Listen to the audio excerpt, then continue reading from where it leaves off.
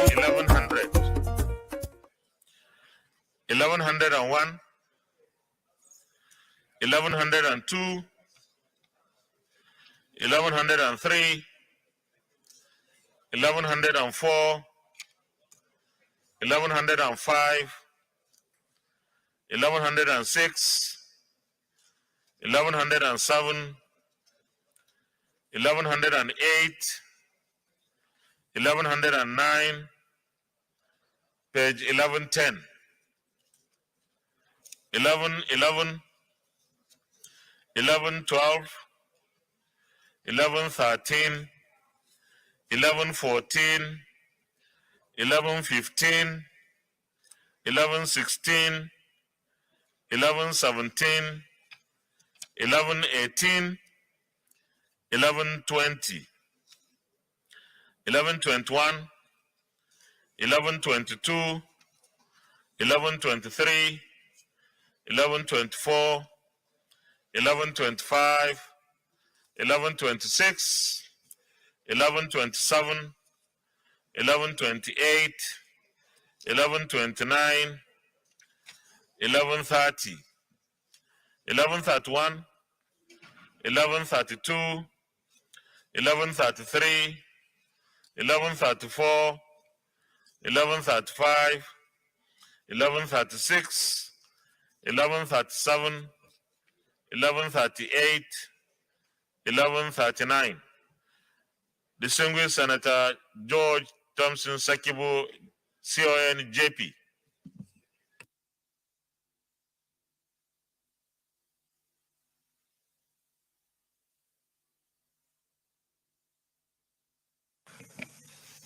My dear colleagues, I'm Senator George Thompson Sakibu.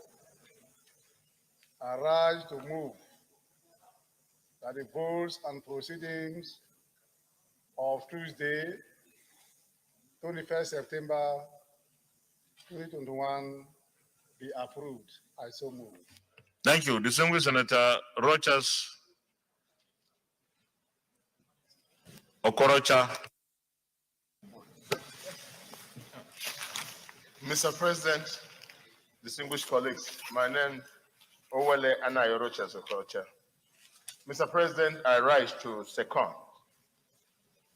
for the adoption of the votes and proceedings of the Senate of the Federal Republic of Nigeria, Tuesday, 24 September 2021. I so second. Distinguished colleagues, those in favor of the motion that the votes and proceedings of Tuesday, 21st September 2021 be approved, say aye. Those against, say nay. The ayes have it. The votes and proceedings of Tuesday, 21st September 2021 is hereby approved.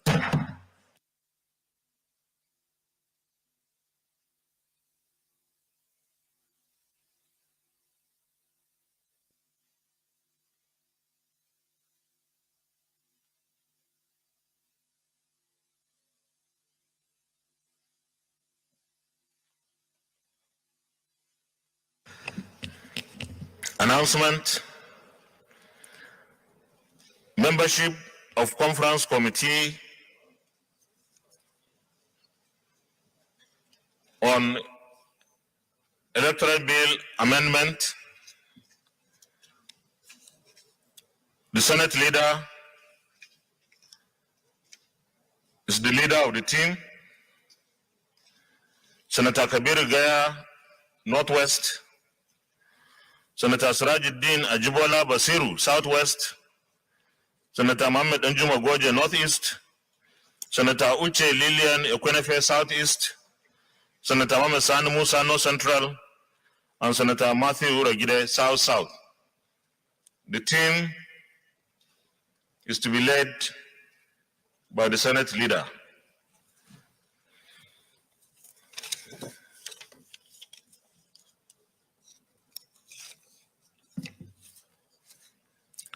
Letter from distinguished Senator James Obo, Manager CON, Delta South Senatorial District. Your Excellency, the President of the Senate, notification of my son's wedding.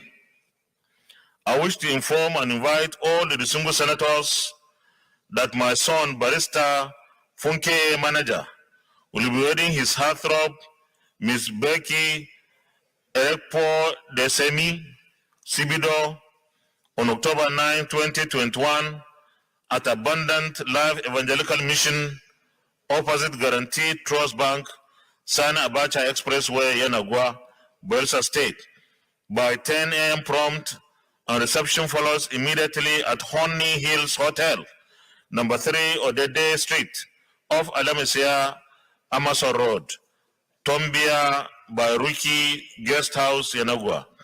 The invitation cards will be sent as soon as possible. Please accept the assurances of my highest regards. Sign, Senator James E. Manager, CON. Birthday announcement.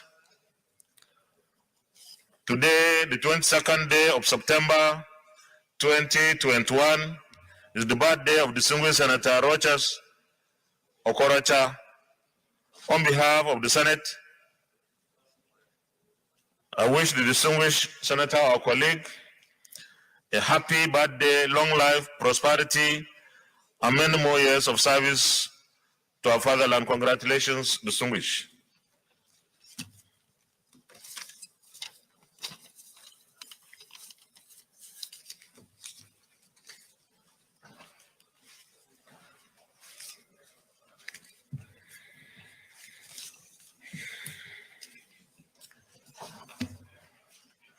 Petitions.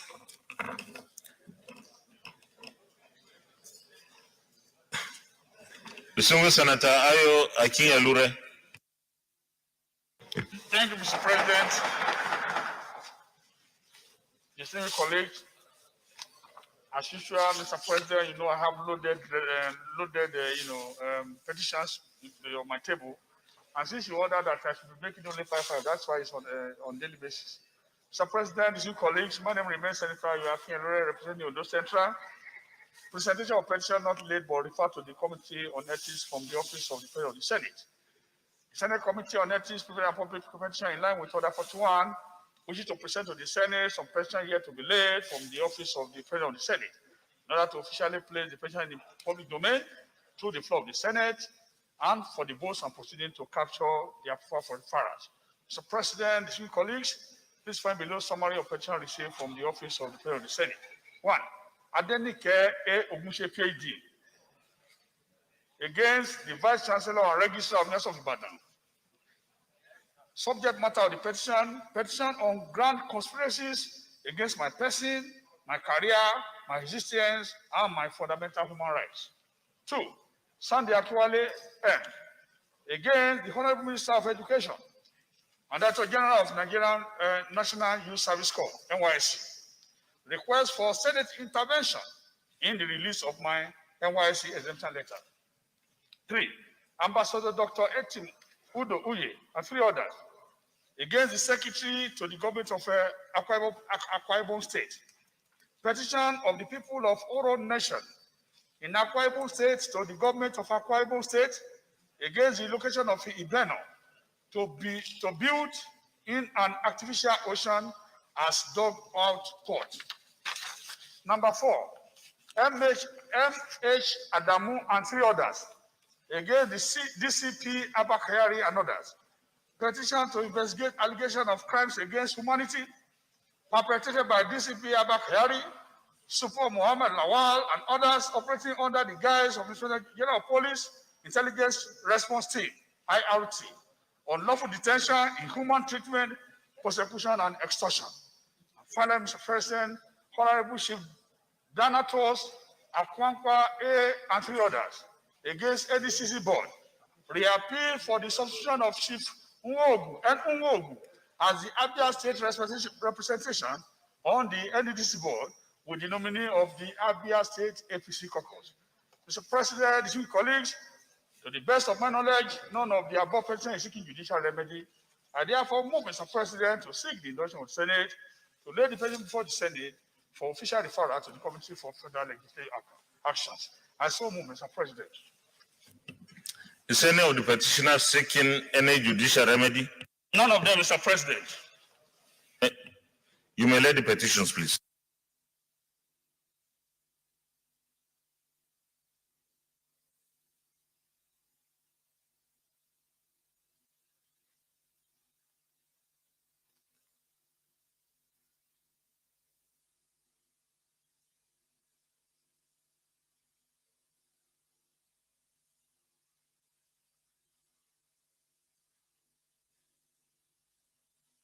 The petitions are referred to the Senate Committee on Ethics, Privileges, and Public Petitions to report back within 4 weeks. Leader of the Senate. Mr. President, my highly respected and distinguished colleagues, the first business of the day is the presentation of an executive bill standing in my name on the control of small arms and light weapons bill 2021. Mr. President, you may wish to invite the clerk of the Senate to read the short title of the bill. Clerk of the Senate. Mr. President, distinguished senators, Control of Small Arms and Light Weapons Bill 2021, SB 794, first reading. Control of Small Arms and Light Weapons Bill 2021, SB 794, first reading taken. Leader of the Senate. Mr. President, my highly respected and distinguished colleagues, the second business of the day is the presentation of an executive bill standing in my name on the Explosive Act Cap E-18-2004 Repeal and Reenactment Bill 2021. Mr. President, you may wish to invite the clerk of the Senate to read the short title of the bill. Clerk of the Senate. Mr. President, distinguished senators, Explosives Act Cap E-18 LFN 2004, Repeal and Reenactment Bill 2021, SB 793, first reading. Explosive Act Cap E-18 LFN 2004, Repeal and Reenactment Bill 2021, SB 793, first reading taken. Leader of the Senate. Mr. President, my highly respected and distinguished colleagues, the third business of the day is the presentation of a bill in the name of distinguished Senator Nora Ladi Dadut on the Federal Agricultural Research Center, NAMU, Establishment, NAMU Plateau State, Establishment Bill 2021. Mr. President, may wish to invite the clerk of the Senate to read the short title of the bill. Clerk of the Senate. Mr. President, distinguished senators, Federal Agricultural Research Center, NAMU, Plateau State, Establishment Bill 2021, SB 776, first reading. Federal Agricultural Research Center, NAMU, Plateau State Establishment Bill 2021, SB 776, first reading taken. Leader of the Senate. Mr. President, my highly respected and distinguished colleagues, the fourth business of the day is the presentation of a bill standing in the name of distinguished Senator Ahmed Babakaita on the Federal University Youth Teaching Hospital Establishment Bill 2021. Mr. President, you may wish to invite the clerk of the Senate to read the short title of the bill. Clerk of the Senate. Mr. President, distinguished senators, Federal University Dusama Teaching Hospital Establishment Bill 2021, SB 798, first reading. Federal University Dusama Teaching Hospital Establishment Bill 2021, SB 798, first reading taken. Leader of the Senate. Mr. President, my highly respected and distinguished colleagues, the fifth business of the day is the presentation of a bill standing in the name of distinguished Senator Obasani on Agricultural and Rural Management Training Institute, Chukung, Establishment Bill 2021. Mr. President, you may wish to invite the clerk of the Senate to read the short title of the bill. Clerk of the Senate. Mr. President, distinguished senators, Agricultural and Rural Management Training Institute, Chukung, Establishment Bill 2021, SB 812, first reading. Agricultural and Rural Management Training Institute, Chukung, Establishment Bill 2021, SB 812, first reading taken. Leader of the Senate. Mr. President, my highly respected and distinguished colleagues, the Chairman, Chief Executive, and Executive Director for the Board of the Nigerian Midstream and Downstream Petroleum Regulatory Authority, in accordance with the provision of Section 34, Subsection 3 of Petroleum Industry Act 2021. They are as follows. 1. A dairy Gogo Ogan, Chairman. 2. Engineer Sarki Awalu, Chief Executive. 3. Abiodun A. Adeniji, Executive Director, Finance and Accounts. 4.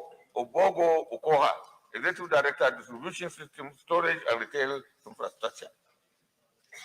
Mr. President, distinguished colleagues, the purpose of this motion is the request of Mr. President, Commander-in-Chief to be referred to the appropriate committee for further legislative action. I therefore move that the request of Mr. President, Commander-in-Chief be referred to that relevant committee for further legislative action, and I so move. Minority Leader. Thank you, Mr. President. I so second. Distinguished colleagues, those in favor of the motion that the Senate do consider the request of Mr. President C&C on the confirmation of the nomination of the persons mentioned by the leader, say aye. Those against say nay. The ayes have it. The request of Mr. President C&C is referred to the Committee on Petroleum, Downstream and Gas. Clerk. No, not establishment. Babu. Every committee has responsibility. This is downstream. It's supposed to be downstream. So it's referred to the Committee on Downstream. Where's the chairman downstream? Okay. The vice is here. So you report back in a week. Leader of the Senate.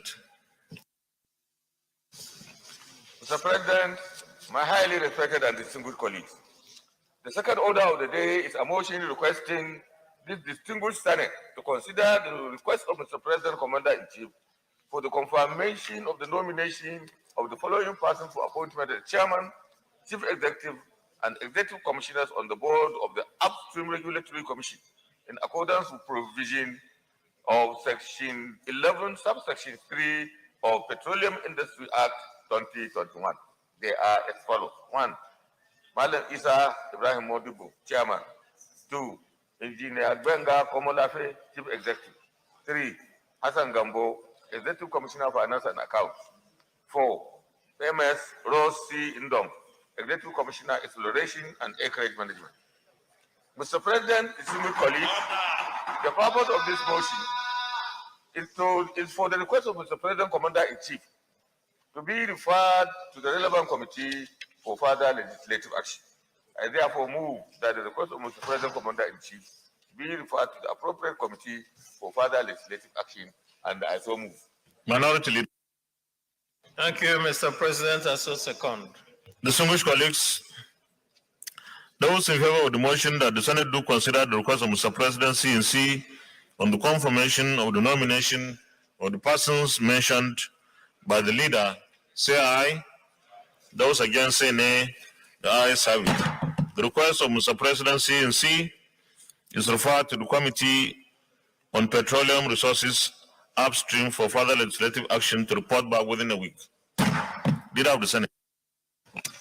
Mr. President, my highly respected and distinguished colleagues, the third order of the day is a motion requesting the Senate to consider the request of Mr. President, Commander-in-Chief for the confirmation of the nomination of the following persons for appointment as Secretary and Board Member of the Economic and Financial Crimes Commission, EFCC, in accordance with Section 2, Subsection 1 of Economic and Financial Crime Commission Act 2004. And they are as follows. 1. George Abang Ekpongu, Secretary to the Commission from Cross River. 2. Lukman Mohammed, Board Member from Edo. 3. Anumbo Adaize, Board Member from Enugu. 4. Alhaji Kola Rahim Adeshina, Board Member from Kwara.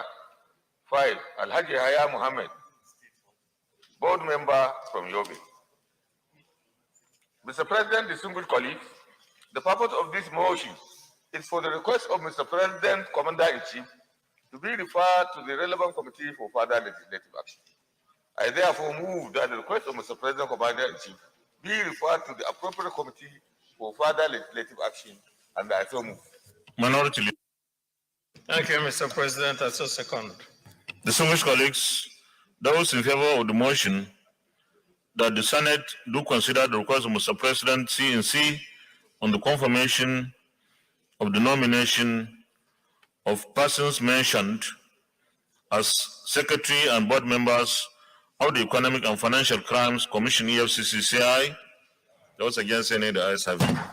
The request of Mr. President C&C is referred to the Committee on Anti-Corruption and Financial Crimes for further legislative action to report back within 1 week. Leader of the Senate. Mr. President, my distinguished and highly respected colleagues, the fourth order of the day is the presentation and consideration of the report of the Committees on Finance, National Planning and Economic Affairs, Local and Foreign Debt, Banking, Insurance and other financial institutions, and Petroleum Resources upstream, downstream, and gas on the 2022 to 2024 medium-term expenditure framework and fiscal strategy paper. Mr. President, you may wish to invite distinguished Senator Solomon Olamilekan Adiola to move the motion for the Senate to receive and consider the report of the Joint Committee.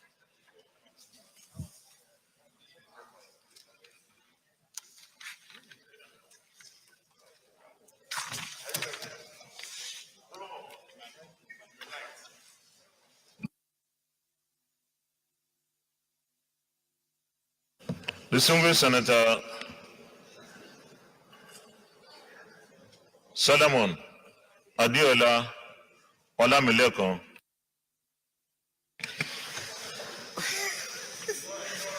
Thank you, Mr. President. Distinguished colleague, may I move that the Senate do receive the Joint Committee report on the 2022-2024 medium-term expenditure framework and fiscal strategy paper. Mr. President, distinguished colleague, I so move. Distinguished Senator, what is that to me? Senator Albert Basi Akpan.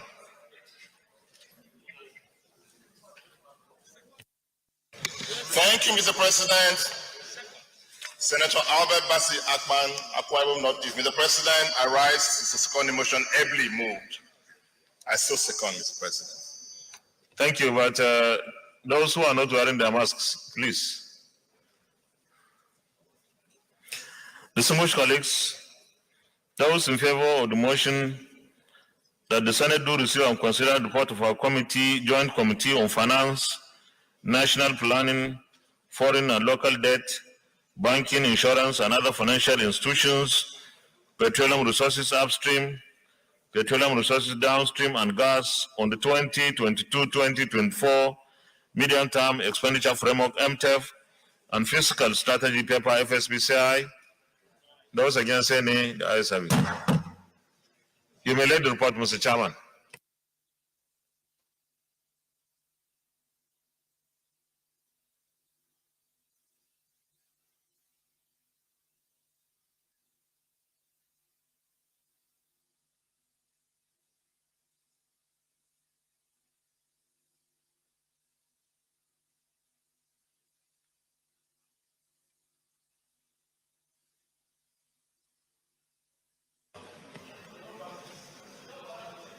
Chairman, now, this is really a tough one. You have to present the report, please.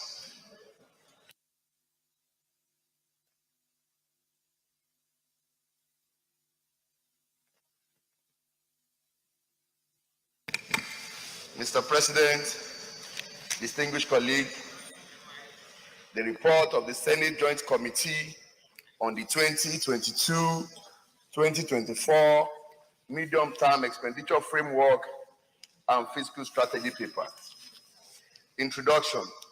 The Senate, at the sitting on Tuesday, 13 July 2021, considered the request of Mr. President, Commander-in-Chief of the Armed Forces of the Federal Republic of Nigeria on the 2022-2024 medium-term expenditure framework and fiscal strategy paper and refer same to the Committee on Finance, National Planning and Economic Affairs, Foreign and Local Debt, Banking, Insurance and other financial institutions, Petroleum Resources Upstream, Downstream Petroleum Sector, and gas for further legislative action.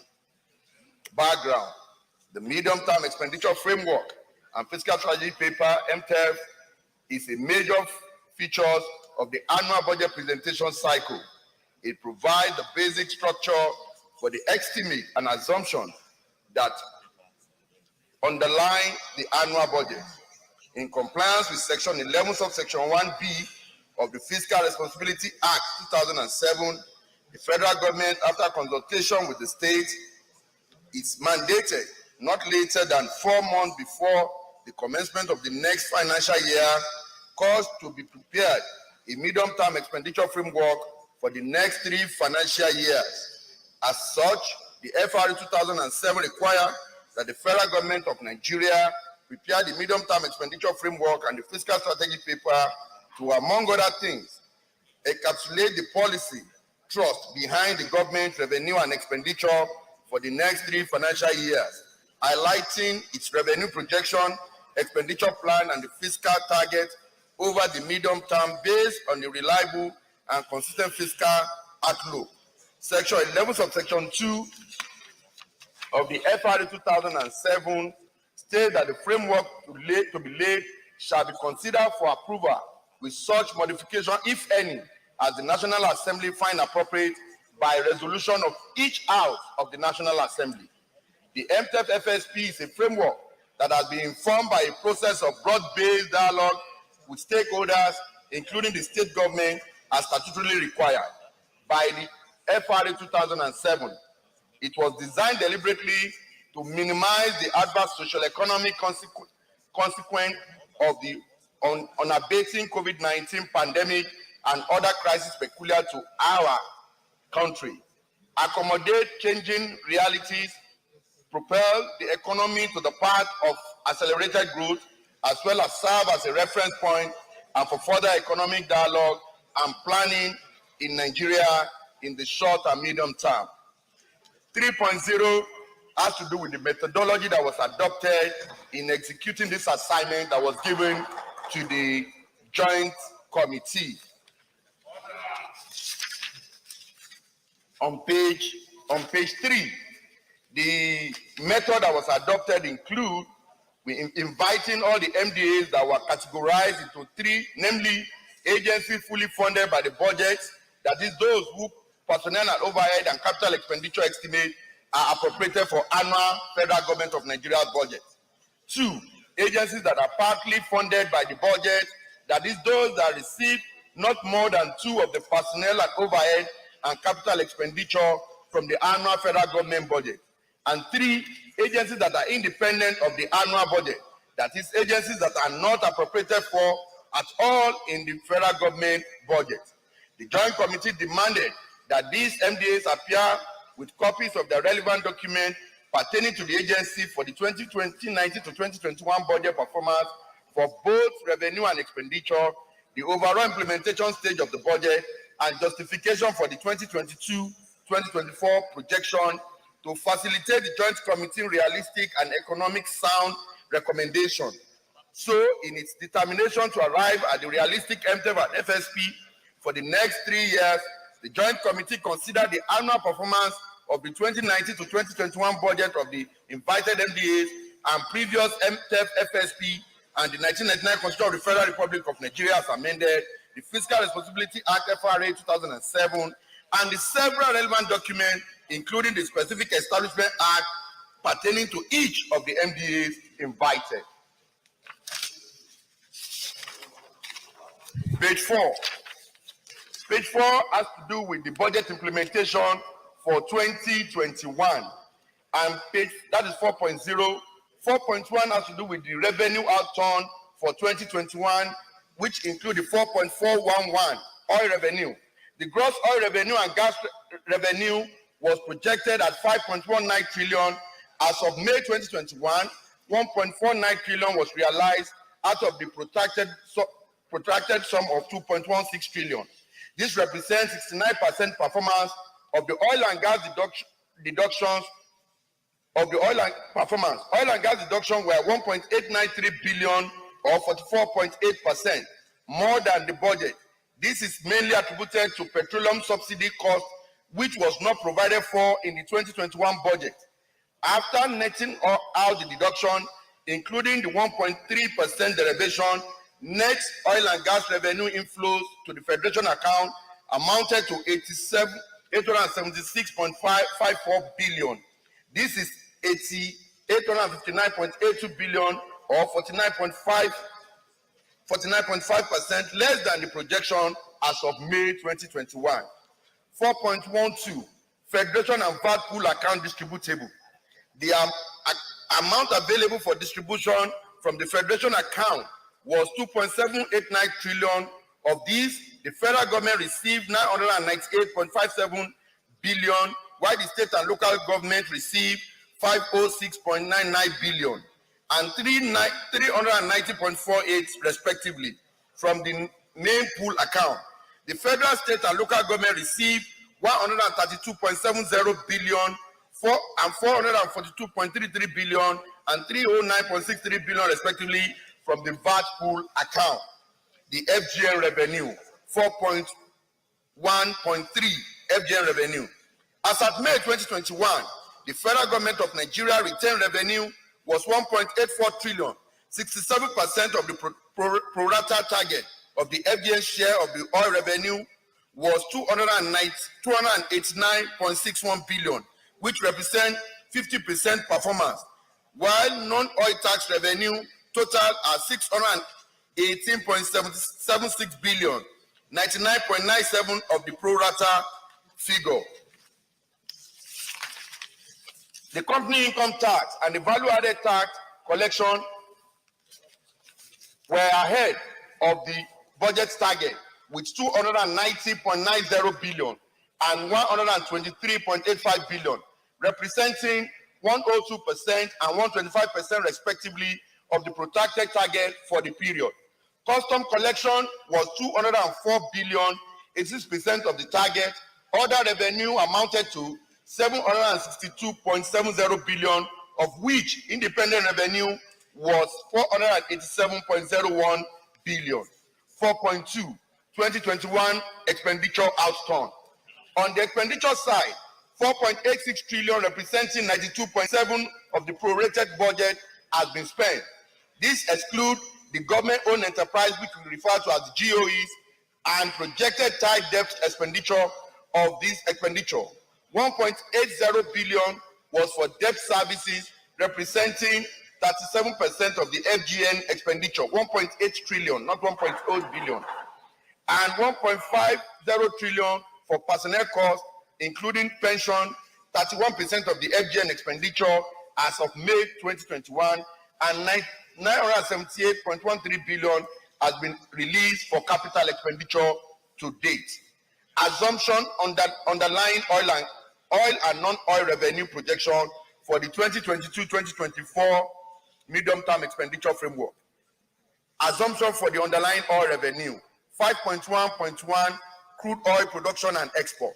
Crude oil production and export for 9.25 of the FGN real GDP in the first quarter of 2021.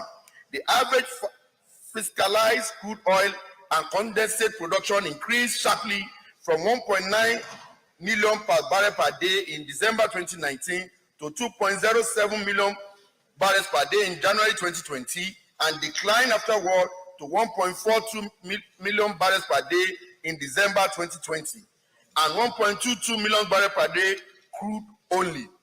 The actual daily crude oil production has been below budget projection since 2013. However, reflecting effort towards budget realism, the divergence between the output benchmark and the annual output has been declined significantly recently. Although Nigeria has the capacity to produce 2.5 million barrels per day, a total of about 1.4 million barrels per day of crude is currently being produced in compliance with the OPEC production quota. This excludes page 6. This excludes 300 barrels per day of condensate. Data from the Department of Petroleum Resources indicate that an average of 1.8 million barrels per day of crude oil, inclusive of the condensate, was produced in the first quarter of 2021, including condensate, and about 127,000 barrels per day of production devoted to repayment of the pre-2015 joint venture cash arrears crude oil projection was 0.16 million barrels per day, inclusive of the condensate, below the 1.86 million barrels per day benchmark for the 2021 budget. Production volume was also 0.12 million barrels per day, 7.7% above the 1.56 million barrels per day reported in the fourth quarter of 2020, and is 0.38 million barrels per day, representing 18.5% below the 2.06 million barrels per day recorded in the first quarter of 2020. The NNPC attributed the recent production distribution to challenges such as shutdown of the flow station for pipeline leakages repairs, community protests, terminals maintenance, and pump and flare management, boiler failures and fire incidents. Theft of product and pipeline vandalization have also affected operation, reflecting the collaborative effort of the NNPC, the local communities, and other stakeholders.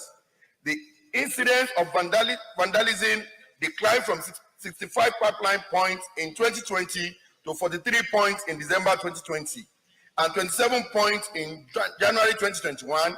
Hence, pipeline vandalization and crude oil theft have continued to affect crude oil revenue performance. However, more significantly is the impact of subsidy on petroleum motor spirit (PMS) supply in the downstream sector to ensure continuous PMS supply and effective distribution across the country. A total of 1.44 billion liters of PMS, translating to 46.30 million liters per day, were supplied in January 2021. Consequently, the fiscal significance of the crude oil has declined considerably recently. The contribution of the crude oil received to the federal government revenue declined from 438 billion in the first quarter of 2020 to 299.3 billion in the same period in 2021. An average of 1.93 million barrels per day of crude oil was produced over the last 3 years. Hence, following consultation with stakeholders, crude oil production is estimated at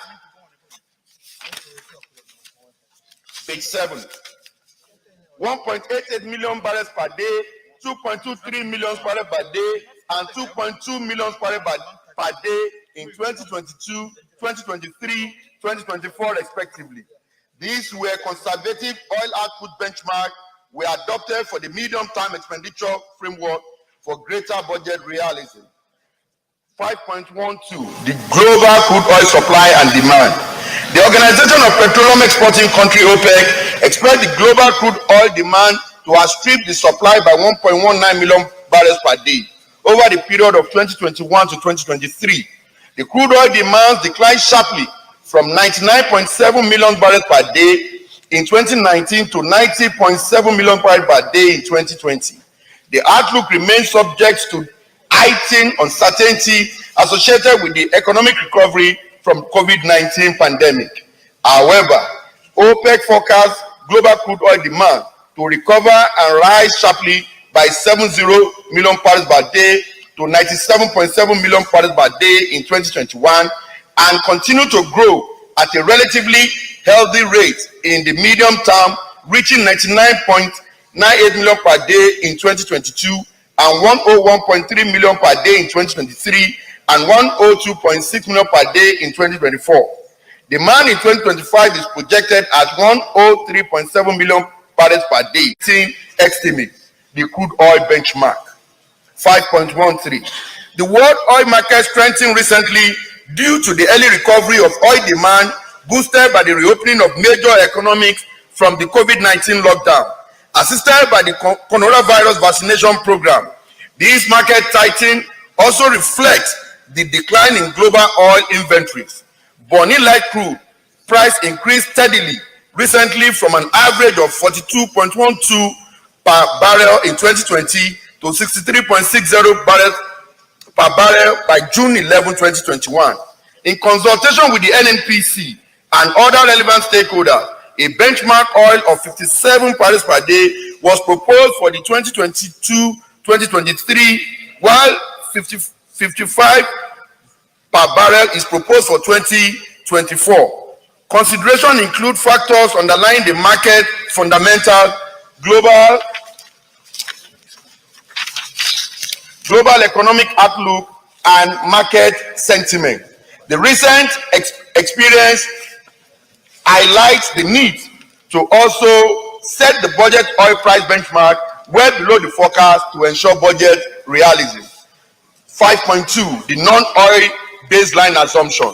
The assumption underlying the non-oil revenue forecast for the period 2022-2024 are outlined below. Considering the destabilizing effect of the oil sector revenue fluctuation, government has been implementing various reform measures under the Strategic Revenue Growth Initiative to widen the revenue base and improve the non-oil tax revenue collection in the medium term. Government will sustain this effort by widening the tax base and modernizing and further improving the tax administration in order to further increase the contribution of non-oil revenue sources towards funding the FGM budget. The medium-term non-oil revenue estimates are mainly determined using the anticipated growth in the relevant base for the different taxes, the effective tax rate, and the projected tax collection efficiency factor, taking account of operational improvement in the operation of the various tax administration and reforms. 5.21, the custom collection, import duty, excise fees, and special levies. Import duties projections are based on the cost, insurance, and freight (CTF), value of import, applicable tariff, and efficiency factor. The nominal growth of tax base is assumed to be driven by tax elasticity in the medium term. Considering the resumption of global trade, tax elasticity was assumed to drive the nominal growth of the tax base in the medium term. Other consideration includes the foreign exchange rate regime, introduction of common external tariff, implementation of the African Continental Free Trade Agreement, the gradual removal of import adjustment tax, and expected decrease in the annual average duty rate. Expected increase in the input CTF as a result of the new strategy plan in the Nigerian customs services and the import duty on vehicles. The company income tax, 5.2.2. The projection of the CIT is based on the estimated GDP, company's profitability ratio, and efficiency factor. Estimates were also derived with due consideration of the effort of COVID-19 on the domestic economic activities, efforts aimed at improving the business environment, as well as the strategic implementation of the Nigerian Economic Sustainability Plan. Other important assumptions include improved collection efficiency, successful broad basing of the tax net, specifically a 10% year-on-year improvement in collection efficiency is FCA. The value added tax, 5.2.3. The value added tax was estimated using the projected aggregate nominal assumption, taking into account the valuable items and collection efficiency. Aggregate consumption is estimated at 149.35 billion in 2022 from the revised 136.57 billion estimated in 2021. The initial estimate from National Bureau of Statistics was 118.89 billion. Like the CIT, more VAT payers are expected to be brought into the tax net with the effective implementation of the provision of the Finance Act 2020 and improving the collection efficiency. The VAT projection over the medium term were based on the holding the rate of 7.5% in the medium term. Effort to further improve the coverage and VAT collection efficiency will be accelerated. A wider coverage and improved collection efficiency will be achieved through nationwide VAT registration and monitoring and deployment of auto collect platform in most sectors of the economy. In addition, the solution for the deduction and remittance of VAT and withholding tax from state government contra payment is to be developed in all the 36 states. Independent revenue. The independent revenue of the federal government was estimate was considering an effort to curb the revenue leakages, excessive expenditure, and weak of accountability of government-owned enterprise. The estimation of the operating surplus,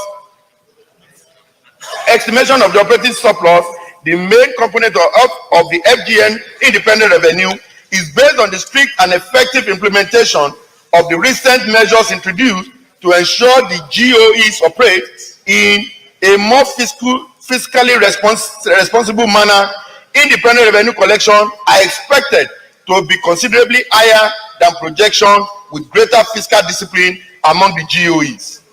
Medium-term microeconomic framework, parameters and target for the 2022-2024 microeconomic projection. The key parameters as well as other microeconomic projection driving the medium-term revenue and expenditure framework are indicative of gradually rebounding activities in both the global and the domestic economy.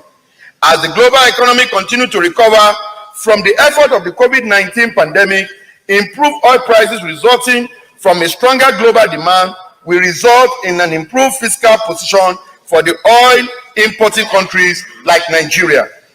The growth forecast in 2021 has been revised based on the first quarter result. The real GDP growth rate is projected at an average of 2.5% in 2021, slightly down from 3.0% in 2021 budget projection. In the medium term, it is projected to rise to 4.2% in 2022 before moderating to 2.3 in 2023 and picking up to 3.3 in 2024. The growth drivers are expected to remain telecommunications, agriculture, cement, broadcasting. Overall pre-election expenditure towards 2023 general election may also contribute to the growth rate. Therefore, the overall growth still likely to be muted in 2021 assumption. In 2021, consumption remains under pressure, but it is projected to surge in the medium term, growing from a revised 1.36.586.1 billion in 2021 to 149.349.4 billion in 2022. It is projected to rise to 179.638.4 billion in 2024, reflecting a gradual steadiness in the growth recovery. Investment will continue to drag due to forecast interest rate hikes in advanced economy as well as other domestic challenges including insecurity and perturbed business environment. Pre-election spending is likely to rise government expenditure, while net export is projected to decline due to high import and weakened exports. With actual import in 2022 at 25.50 billion, performing over 100% of the budgeted projection, the 2021 projection has been revised upward to 30.348 billion from 13.439 billion. Thereafter, it is projected to grow by about 10% annually in the medium term. The combined effect is a rise in the nominal GDP from a revised 1.8382 billion in 2021 to 184.382 billion in 2022, and then up to 221.775.8 billion in 2024. Inflation rate is revised at 50% on the average, 1.5% on the average for 2021, up from 12.25, but 1.3% in 2022, 11% in 2023, and 10% in 2024. Upward pressure on the prices is expected to be impacted by sluggish decline in the headline rate as a mid-2021, insecurity, rising import, and exchange rate depreciation. In addition, new analysis on the role of fuel, transport, and electricity prices and border closure, import food inflation, are expected to put an upward pressure on prices. Downward pressure are expected to be motivated by the base effect and likely response of the CBN to tame the inflation amidst expected pre-election season spending. 2022-2024 medium-term expenditure framework, Federation account revenue. Based on the key parameters driving the fiscal framework, the net account accruable to the main pool and the VAT pool Federation account is projected at 10.52 trillion. 2.26 trillion reported in 2022. The share of oil revenue is about 51.1% of the total Federation account receipt. Other components of the Federation account revenue include the revenue from company income tax 1.87 trillion, custom revenue 1.7 trillion, special levy 148.4 billion, solid minerals 6.01 billion, and electronic money transfer levy of 209.77 billion. The share of the federal government from the main Federation account pool is 5.51 trillion, while the state and the local are projected to get 2.80 trillion and 2.16 trillion, respectively in 2022. From the VAT pool account, the federal government is projected to receive 3.39 billion. The state is expected to receive 1.13 trillion, and the local government 791.73 billion. The revenue framework 6.62. The aggregate revenue available to the fund the 2022 budget is projected at 7.26 trillion, 9% to 6.26.3 billion more than the 2021 budget. Of these, 3.16 trillion or 49.1% is projected to come from the oil-related sources, while the balance is to be earned from the non-oil sources. The provision of the signature balance is down to 280.86 billion from 677.01 billion projected in 2021. With the retained revenue of the federal government-owned enterprise, excluding the NNPC, the CBN, the aggregate revenue is projected at 8.36 trillion. The federal government expenditure 6.24. The federal government 2022 aggregate expenditure is estimated at 13.98 trillion. The provision of 1.44 trillion for the GOE's expenditure, which include the provision of the 1.44 trillion for the GOE's expenditure and the grants and donor funded project program amounting to 62.24 billion. The provision is higher than the corresponding 2021 FGN aggregate expenditure estimated at 13.59 trillion by 3% for about 393.81 billion. The sum of 15.46 trillion and 16.66 trillion were projected for 2023 and 2024 respectively. The 2022 expenditure estimate include statutory transfer of 613.36 billion, non-debt recurrent expenditure of 6.21 trillion, including 350 billion for recurrent expenditure of special intervention program. The provision of 3.61 trillion and 292.71 billion have been made for debt service and sinking fund to retire maturing bond, including the local contractors, creditors, respectively in 2022 budget expenditure. A total sum of 4.79 trillion inclusive of 750.04 billion for the GOEs is provided for personnel, pension costs, an increase of 534.4 billion over 2021. This is 57% of the projected aggregate revenue for 2022. The provision for the statutory transfer include 53.93 billion, representing 1% of the consolidated revenue fund, earmarked for the basic health care provision fund, as well as 46.20 billion for the Northeast Development Commission. In addition, 49.37 billion has been set aside for the service-wide vote and the Gavi routine immunization. Having made this provision, the aggregate amount available for capital expenditure for 2021 budget is 3.61 trillion. This represents 26% of the total expenditure shortfall of the 30% target set by the current administration, and is 17.3 less than the 2021 provision of 4.13 trillion. It's a mistake, it's 2022. Now, the 2022 provision comprises of 1.7 trillion for the MDAs, 366.14 billion capital expenditure supplementation, 345.78 billion capital component of statutory transfer, 10 billion capital component of the special intervention program, 425.02 billion capital budget for the GOEs, 62.24 billion for the donor grant funded expenditure, and 638.2 billion funded by the projected tide loan. The 1.76 trillion available for the MDA capital is 259.32 billion, representing the 12.8% less than the provision for the MDAs in 2021 Appropriation Act. The provision development expenditure has been contained by the low revenue, increased personnel and pension, as well as the debt service cost and the huge fund used to finance the federally funded upstream and oil and gas project. In addition, the continual provision of subsidy is a major drainer to the overall government revenue, the fiscal deficit and the deficit financing.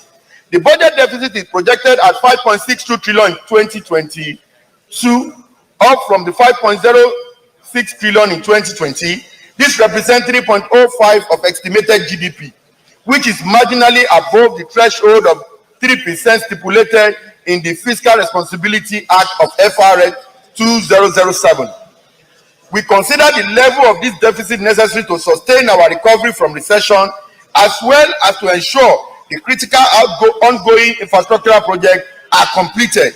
The deficit will mainly be financed by the new foreign and domestic borrowing of 4.89 trillion, 90.73 billion from the privatization proceeds, and 632 billion drawn on the existing project tide loans, medium-term expenditure, but objective policies and strategy.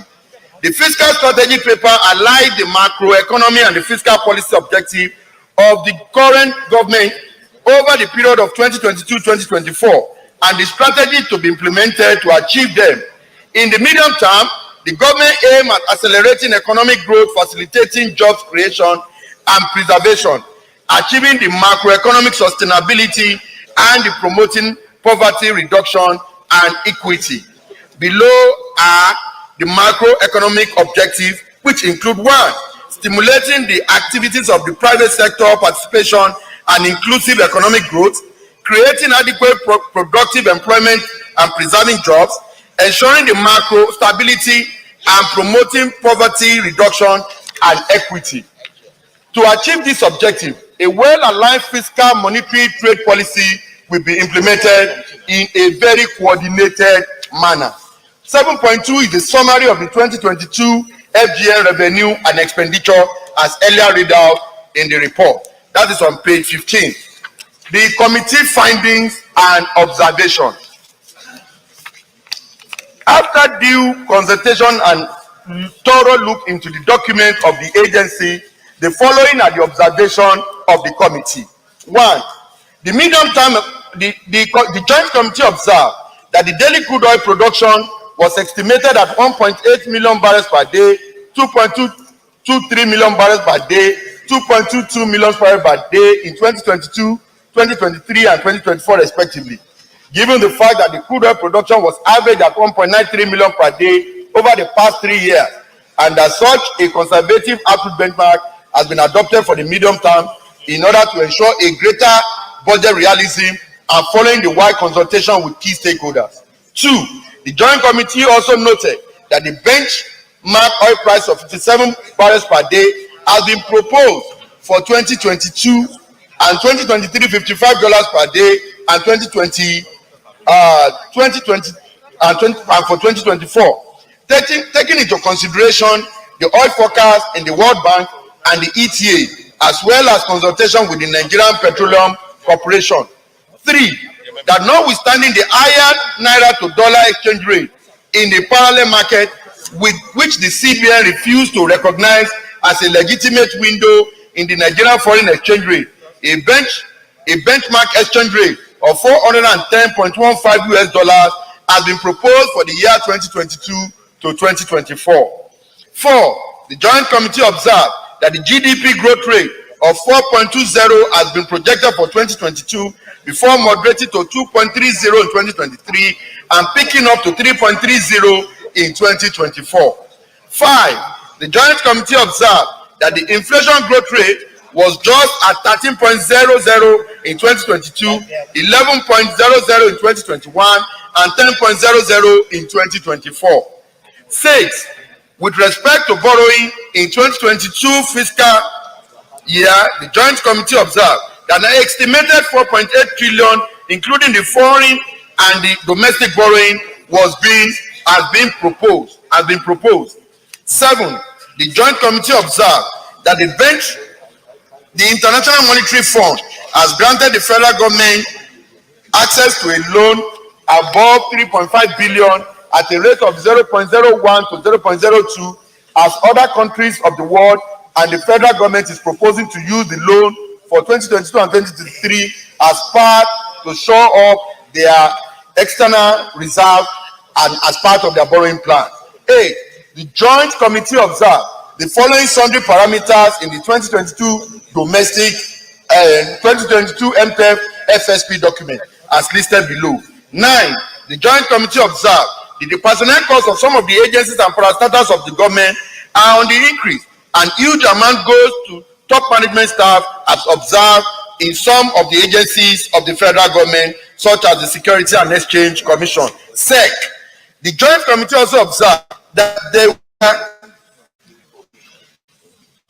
were frivolous deduction, diversion of funds, and under-reporting of revenue of MDAs, hiding under the disguise of the Establishing Act.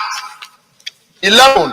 The Joint Committee accordingly observed that the GMD of NNPC at the interactive session that the nation level of consumption of PMS is not reflecting the importation due to diversion, round-tripping, and smuggling across the borders. 12. That the revenue record of most agencies of the government does not correlate with other relevant agencies in their league, such as NNPC, DPR, Nigerian Customs Service, indicating that the agencies are under-reporting their revenues. 13.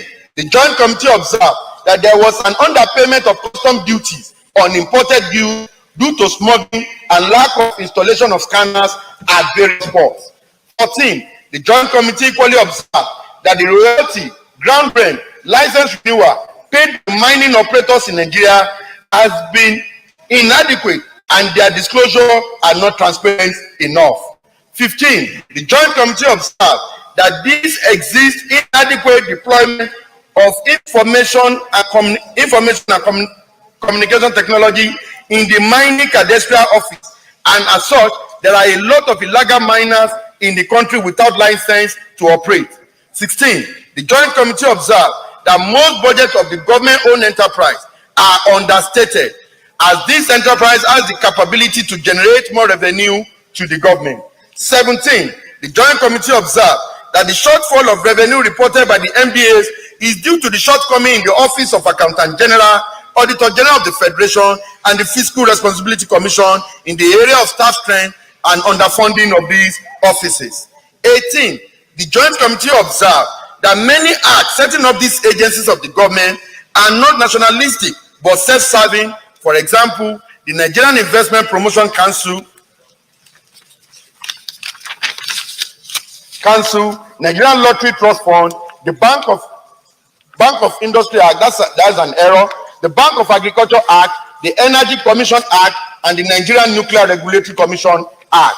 19.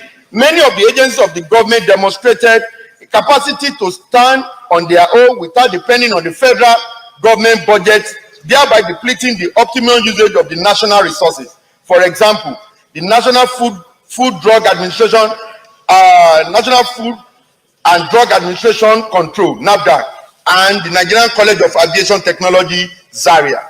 Recommendation. In view of the above observation, the committee hereby recommend as follows. 1. The committee recommend that the daily crude oil production of 1.88, 2.23, and 2.27 for 2022, 2023, 2024 respectively be approved in view of the average of 1.93 above the past 3 years and the fact that very conservative oil output benchmark has been adopted for the medium term in order to ensure a greater budget realism. 2.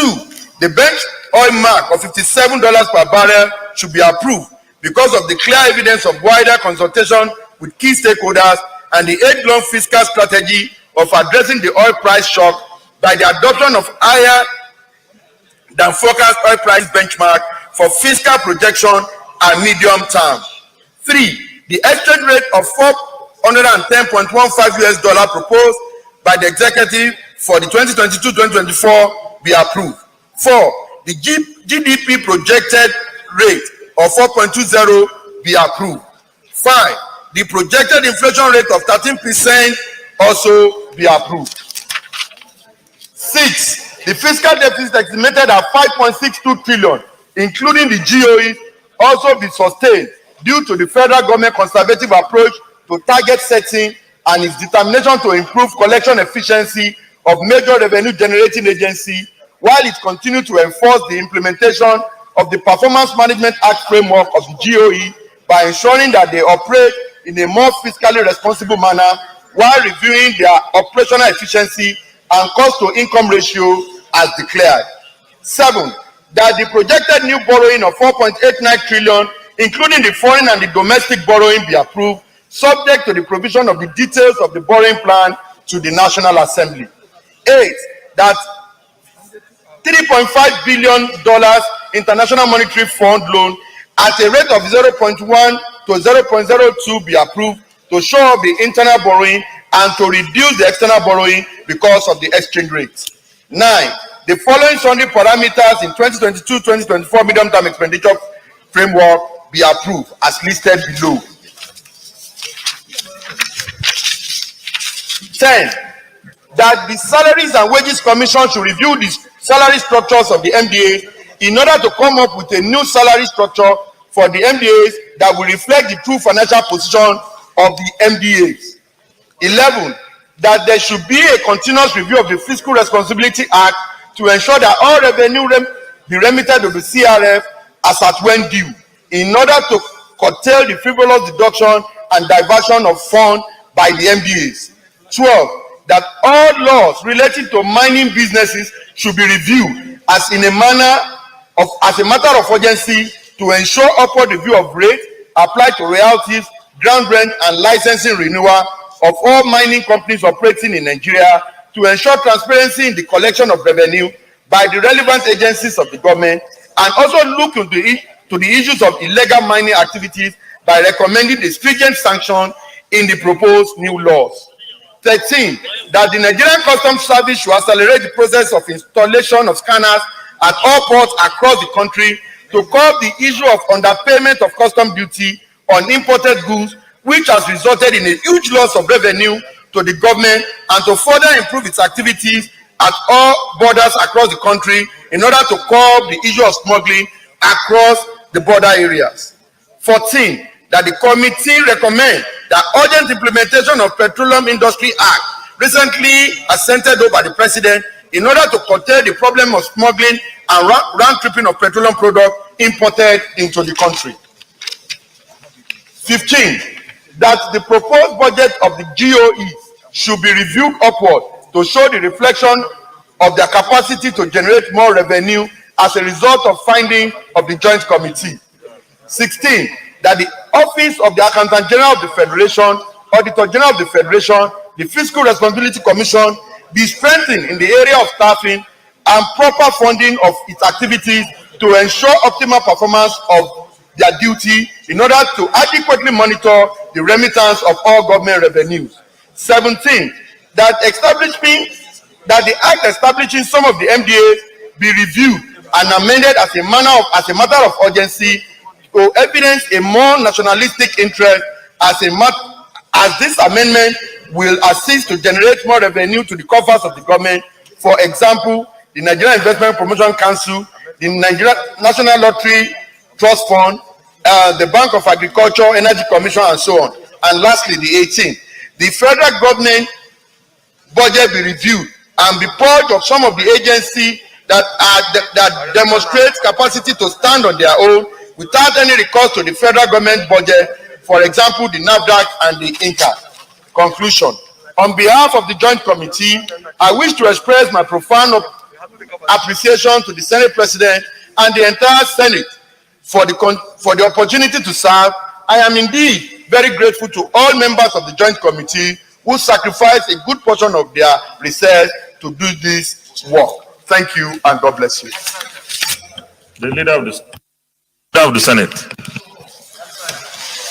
Mr. President, my highly respected and distinguished colleagues, I wish to start and stand here before you today to first of all commend the Joint Committee who, like you said, truly demonstrated a lot of patriotism by the sacrifice that they did to come during our holidays, during our break, for several days to ruminate and discuss and carry out this wondrous national assignment.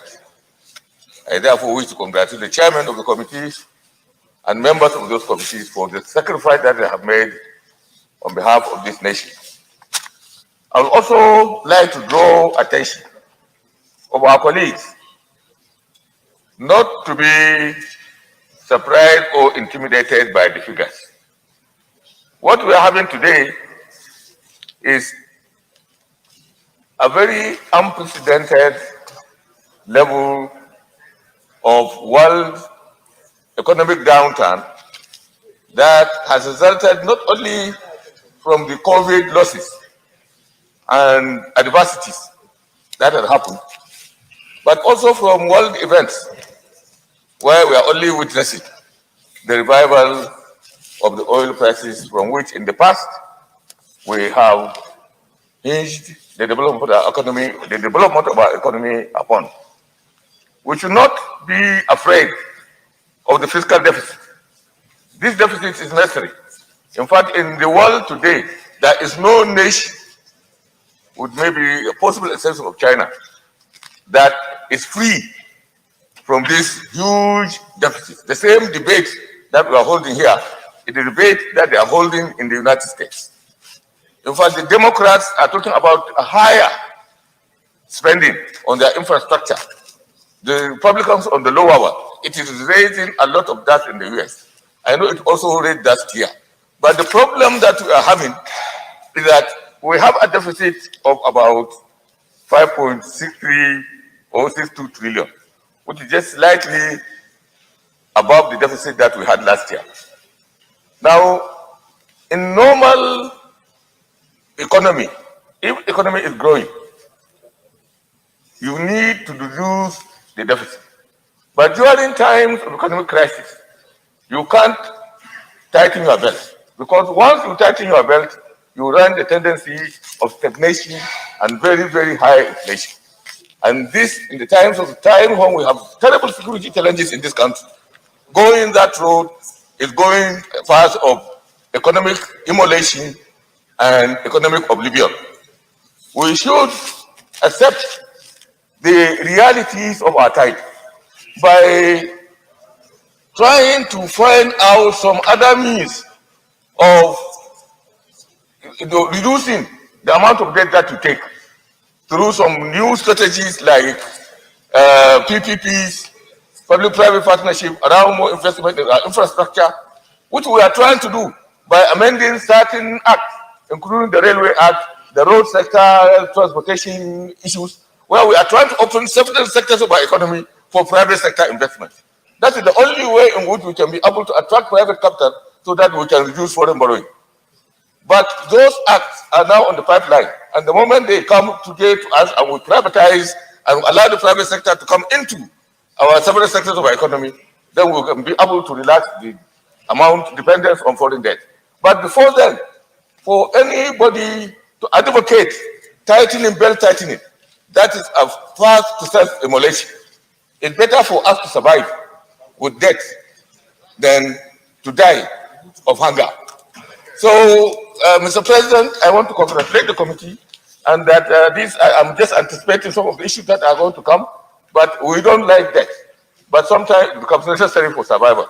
And when it becomes necessary for survival, we have to swallow that pill in order to survive.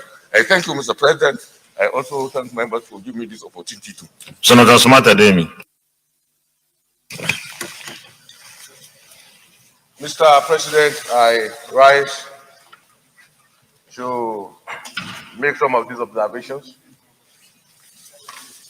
In making this observation, Mr. President, I'm taking into consideration some of the criticism already in the public domain before now. I want to say, Mr. President, that listening to the chairman of finance, I agree with their proposal of $57 per barrel being proposed for 2022-2023. Again, Mr. President, putting the official rates of the exchange rate at 410, I hope we'll be able to manage that. My main point, Mr. President, will be on the issue of borrowing. Mr. President, a lot has been said and a lot of fear expressed by quite a number of people that borrowing by our nation is getting too much. But to me, Mr. President, I hold the strong view that while borrowing could be a thing of fear, the question must be, our borrowing is for what? If the borrowing is meant to meet the development of infrastructural facilities, to me, that will enhance productivity and the well-being of the people, I think there's nothing bad about borrowing. It is how the borrowing is being channeled. Today, Mr. President, many of our highways are not motorable. In fact, that explains why we equally have increase in insecurity in our nation. Many roads that ought to have been constructed long before now are still lying fallow with potholes. We still have problem of electricity, Mr. President. Quite a number of areas cannot tell you when last they had the privilege of having electricity in their homes.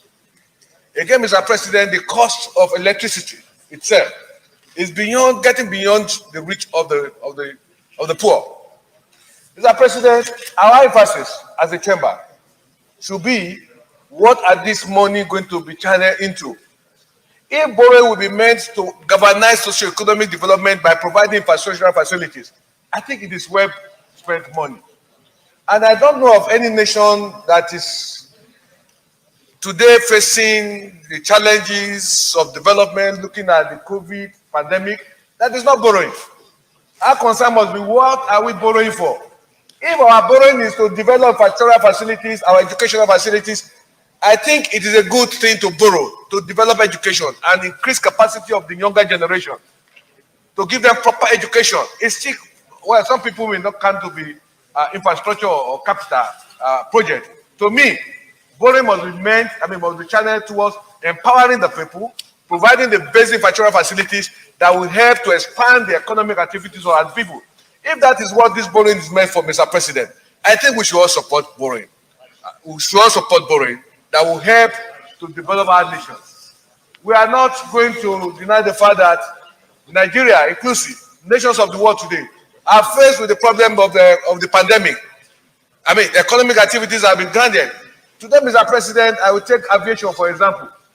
There are up to 10 international airlines that are no longer coming to Nigeria. Not because they had problem with Nigeria airspace, but because even their nations, the passengers are not just there. People are not just traveling again. That is affecting aviation.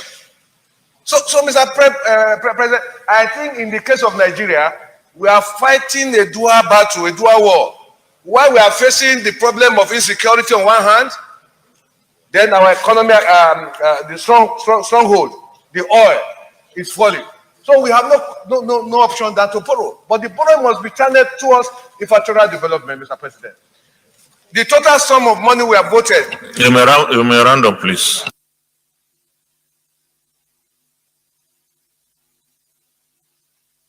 It's about $3 billion to look at it. Because yesterday we were trying to do some comparison. Now we now compare what we are putting into armed forces security with a nation like Pakistan, for instance. They had about $12 billion for the armed forces. So we still have a lot to do. And Nigeria is faced with insecurity problems. Our infrastructures are bad. So if our borrowing is going to be channeled towards those things that will empower the people, provide infrastructure facilities, Mr. President, I think we should support that. The task is for us to monitor how this money will be spent and to make sure that they are spent for the purpose that which Nigerian people will be happy and they will see the result. I just submit, Mr. President. Senator Bala Ibn Allah. Thank you very much, Mr. President and my distinguished colleagues. First is to commend the Joint Committee for a job that can be described as well done, considering the efforts put in bringing this report. But, Mr. President, sir, there are some concerns that can be deduced from the report. The media expenditure framework has always been the basis that will determine the workability of whatever arrangement the country intends to make in respect of budgeting. Mr. President, let me tell you today that as at today, the dollar exchange rate is 575 this morning. Now, that's a black market, as they call it. Now, let us assume that we can take 410.15 to a US dollar as proposed in the 2022-2024 budget approval. Well, on the other side, you will have seen that recommendation 8 is saying that the 3.5 billion International Monetary Fund loan at the rate of 0.1 to 0.2 be approved to show up its internal borrowing and to reduce external borrowing because of exchange rate risk. Now, the differentials are, if we adopt the 410 today, with what we have as at today is 165 naira. And if you total it, what we are likely going to see will be deposit. My concern is that in the last media expenditure debate, we were told that because of heavy investment in agriculture by way of anchor borrowers and that, our GDP was going to grow because we were going to have enough to export outside the country. But I'm absolutely sure that if we are to take this report today, we will have seen that and conveniently conclude that the desired result in the last proposal has not been met. And this is a matter that I think we should look at. Then the second one, sir, is the issue of saying that all laws relating to mining businesses should be reviewed as a matter of urgency. Mr. President, today, Ghana has taken the lead in this mining issue as it relates to gold. And comparatively, what we have is uncoordinated, uncontrolled mining of our resources in the country. So when we talk of royalties, we are not going to have, based on what we know is on ground, any revenue that can be said to be appreciable without dealing specifically with the structure of mining in Nigeria. So the expected revenue from that, Mr. President, may not necessarily represent the true position of what we should expect. Then the other recommendation, which is recommendation 17, that the act establishing some MDS be reviewed and be amended as a matter of urgency to evidence a more nationalistic interest, as these amendments will assist to generate more revenue to the coffers of the government. Now, we are doing this within this thing is for 2022-2024. The issue is how long will it take us to amend these laws for them to become operational and give the desired result for the purpose of being incorporated in the 2022-2024 extradition framework? And I think that we are being over-ambitious with that recommendation. Recommendation 18 says that the federal government budget be reviewed and be purged of some agencies that demonstrated capacity to stand on their own without any recourse to federal government of Nigeria. For example, the Agency for Food and Drug Administration and the Nigerian College of Aviation, Zaria.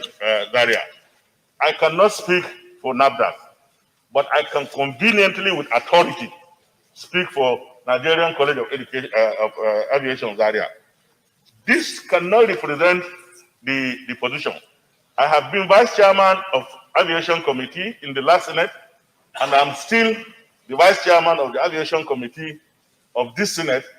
And based on my limited understanding of the operational requirement of that college, we cannot validly say that they have demonstrated sufficient distance to stand on their own without federal government budget. So my concern is that those proposals that appear a little bit not sustainable, we must be careful in handling them so that we will have a robust foundation for building the 2022 budget based on the recommendation of the committee.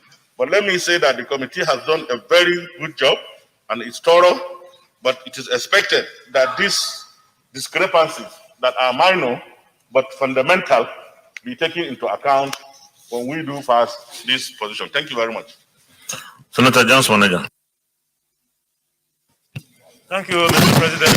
My highly respected colleagues, James, if your war manager gets us out. Mr. President, I want to thank you have the opportunity to speak before me. Thank the Joint Committee on Finance, both chambers, for having done a thorough job. I want to liken what they have done to that of a thesis of a PhD student. And if a professor is to mark this script, professor of economy, to mark this script, the professor will give them credits for what the committee has done. Mr. President, the observations, specifically observations 9 to 19, upon which the recommendations are based, Mr. President, very germane. And if you take all that together, it is very obvious to me, as somebody who is not an economist, I lay no claim to that particular profession. But having gone through this script with the chairman of the committee here this morning, as I sat down here, I listened to him. Nigeria has no reason to say we are broke. No reason to say we are broke. From observations, please, this is very important. From observations 9 to 19, if government follows this particular script religiously, then Nigeria has no reason to be broke. Because there are a lot of leakages in government, leakages that nobody can explain. And therefore, tying that to the recommendation 16, that we must strengthen the Fiscal Responsibility Act, the Commission, the Accountant General's Office, the Auditor General's Office, then we have every reason to say we have money in this country. Borrowing is not bad, in my humble view. Borrowing cannot be seen to be bad, no. So long as you are borrowing for a purpose, and you also have a plan to pay back that particular loan by the committee, the Joint Committee. So, Mr. President, my respected colleagues, as far as I'm concerned, we cannot we cannot say we are a poor country. Never. What is important is for you to look inwards. Look inwards about what is happening around you. If you know that there is something around you that you have not exploited, then you exploit that thing. for you to stand firm. That is what is important, Mr. President. And then again, the only issue I want to mention is about the VAT. We must be very careful basing whatever we want to do in 2022 about VAT. Because the VAT issue is a vexed issue. It is already, I think, a motion. A particular issue has been taken to the Supreme Court. And in the course of the year, it is very likely that a determination of that issue will come up. And therefore, it's like a pregnant woman. It could be a man, it could be a woman, or could still birth. You never can tell. So we don't want to have crisis somewhere along the line in 2022, God forbid, if what we are doing is based, maybe 20% or 30% is based on the first issue of VAT. That is my submission, because since this medium-term expenditure framework is what is going to lay the foundation for the budget debate that will come up later this year. And therefore, that is my view. And then, talking about, Mr. President, the exchange rate, which is very, very uncertain. It is important for us to make projections that are likely to be correct. It is very important, Mr. President, because only recently, even the official rate was adopted by the CBN, not quite long ago, about 2 or 3 days ago.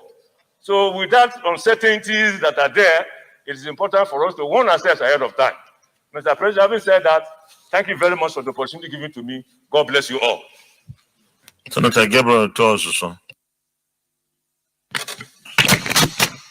Yeah, Mr. President, distinguished colleagues, Mr. President, let me give kudos to the committee which I also belong to. They have an unhealthy task of having to deal with a very complicated financial situation that we found ourselves in. Mr. President, we're discussing the medium-term expenditure framework as presented by the chairman, also presented to us by the Federal Minister of Finance.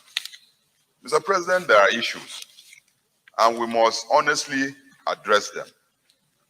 Some of these issues since 2019 have become a recurring decimal in all the MTEF that have been presented here. And one of them is what we're talking about, the issue of borrowing and deficit. We now have a situation where we have a deficit that has been growing year in, year out. When is it going to stop? Mr. President, we also have a situation where borrowing has been increasing year in, year out. When is it going to stop? Mr. President, these are issues that agitate the minds of Nigeria, especially when it concerns borrowing. Since the president sent a communication here about new borrowing, you know, we've been inundated with all kinds of questions. So my concerns and observations on the presentation made by the chairman are very few but very germane, Mr. President. First, we have a situation where we have a deficit that has gone beyond the threshold of the Fiscal Responsibility Act 2007, which then means that, like I mentioned last year, it's either that we amend the Fiscal Responsibility Act as suggested by the chairman so as to accommodate this deficit, because year in, year out we've set up a law, and we, either consciously or unconsciously, are breaching it every year. The Fiscal Responsibility Act stipulates a threshold of 3%. Last year, it was above the threshold. This year, it is above by about 6% on that, Mr. President. Now, the chairman with the committee have made effort to reduce the deficit as it relates to GOEs. Mr. President, that has not yielded much result, because in this budget, as presented, the MTEF, the deficit of the GOEs have increased rather than decreasing. If we look at even their personnel costs, outside of the overhead costs, which has reduced marginally, the personnel cost has increased, and even their capital expenditure have increased in spite of the effort that the chairman, under his leadership, we've tried to make. So what the World Bank has prescribed as debt service to ratio of revenue is 25.5%, Mr. President. The situation we found ourselves now with this budget is that Nigerian debt service to revenue ratio is 67%. The implication of that is that every 100 naira that we earn in this Nigeria, 67 naira is used for debt service, which means we have only 3 naira available to Nigerians to spend.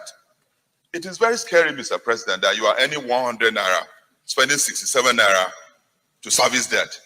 It's not even paying the debt. These are very scary scenarios that we must look at.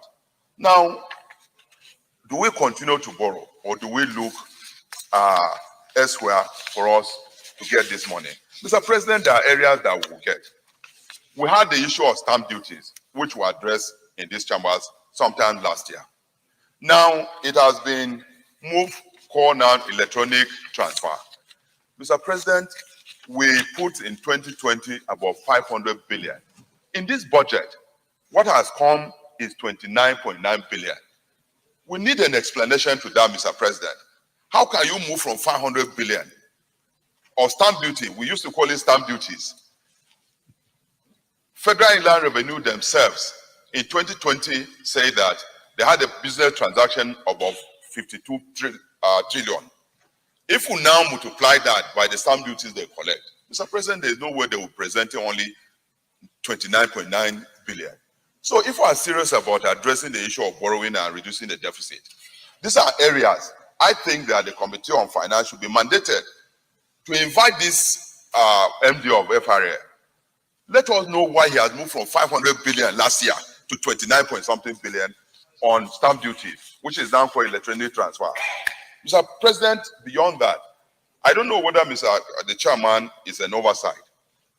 For the first time, MTF have captured extensively what you call tax expenditure. Mr. President, what tax expenditure? The statement of tax expenditure addresses the issue of waivers, deferrals with this thing. If we look at the waivers and deferrals that have been given, Mr. President, those alone are 2.4 trillion. Custom alone is supposed to give tax waivers of 780 billion. Out of that, import duty captured 600 billion. Who are the people who are benefiting from this tax, from these waivers? Which are the companies? And which is the cost benefit? Do we rather give waivers? Would that benefit us more than getting the money? Mr. President, under VAT is about 900 billion under the tax expenditure. These are waivers on food items. Which are the food items? We need to know. Let these people present us with those items one by one. If we say that under VAT, these people importing these items are not going to pay tax, let us know the items and know the beneficiaries. We'll go to CIT, that is company income tax. Which are the companies that are benefiting? What are they manufacturing? What are they doing? These are things that if we are serious about addressing the deficit and stop extensive borrowing, Mr. President, we must look into this. These are very serious issues that are presented here. Tax expenditure, this is the first time they are presenting it. The chairman didn't capture it. I don't know why he didn't do that. Mr. President, we also, in managing an economy, we need to combine fiscal policies with monetary policies. Mr. President, the central bank has fared woefully under monetary policy. If we look at the MPR that they have just set up now, MPR, that is the monetary policy rate that goes to commercial banks. It's about 11.5%. Now, you loan money to commercial banks at 11.5%. Mr. President, none of us here, when you want to take money, it's about 20-something. The least is 19%. The saving rate is 1%. That means that the entire of the middle class has been wiped out because no person can go into mortgage. If we go to borrow, it's prohibitive. If you want to save your money, you only get 1%, which means nothing. That means that the central bank doesn't know what they're doing. So if we leave the monetary policy that they are trying to address, every time year in, year out is 11.5%. You go to borrow is 20 something. You go to save your money is 1%. No middle class person will ever go and say, I'm getting a loan to go and build a house. The middle class in this country is gradually going.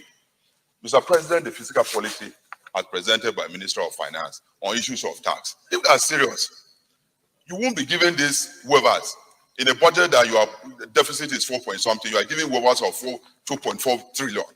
You won't do that. So it is either that we are serious and we call these people to come and make presentation, because we need to know, we need to serve Nigerians. We are the people who are inundated when we go to our villages or all kinds of demands. Those people sit in air-conditioned offices. Nobody goes to them for any demand. You go, you step out here, you open your phone, you say, my wife is giving birth, I'm marrying 2 wives, I'm marrying another one. It becomes a... Senator Suswam, has anybody come to you because he wants to marry his second wife?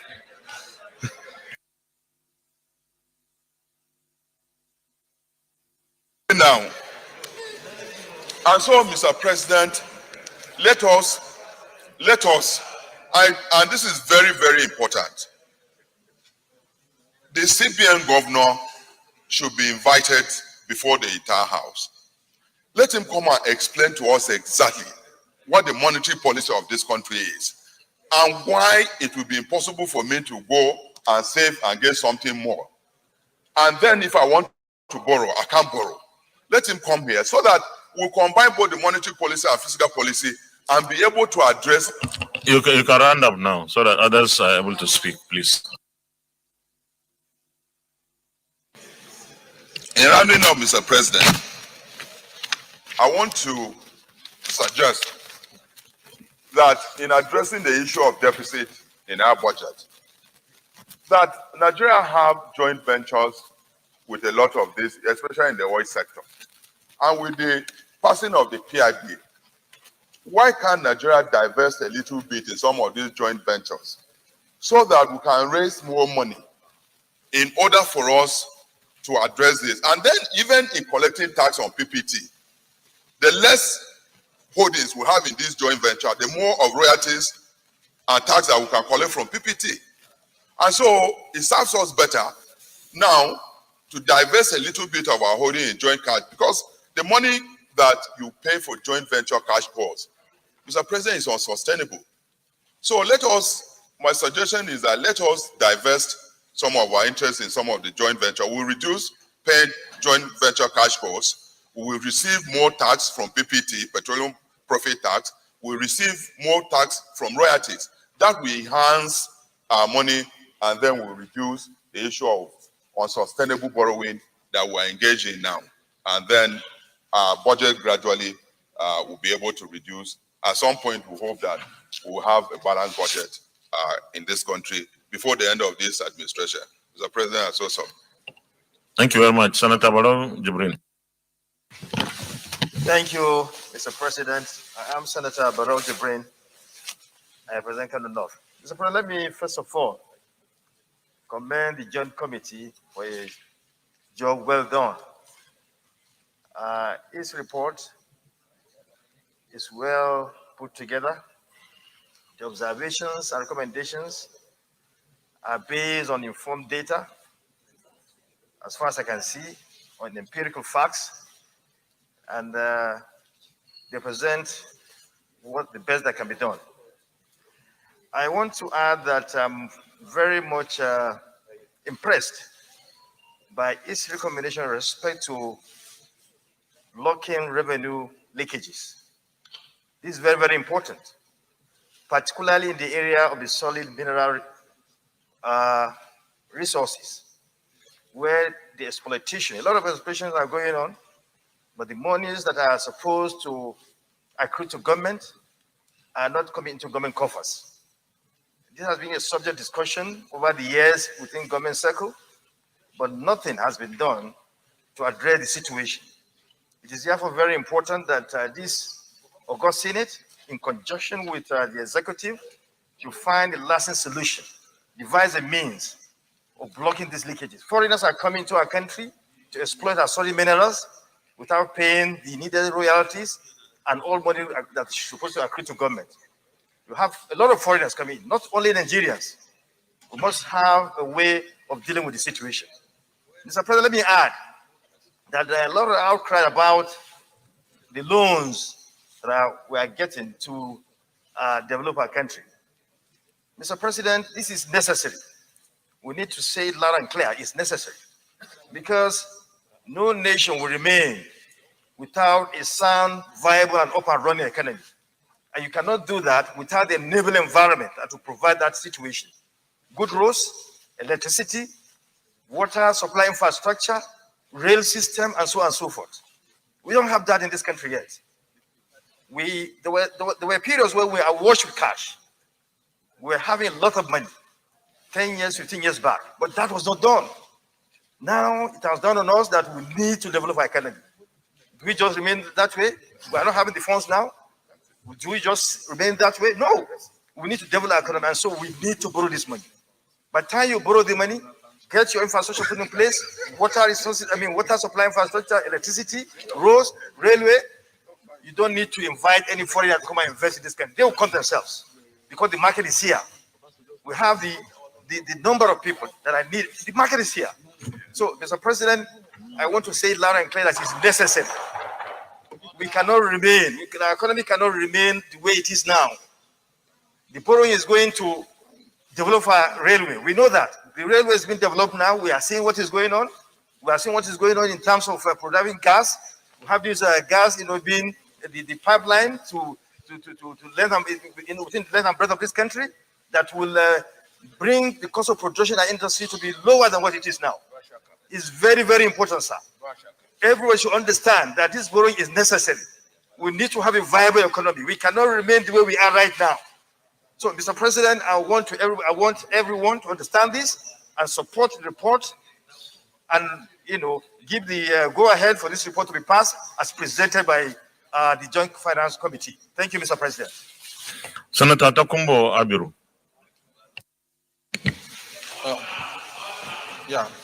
Thank you very much, Mr. President.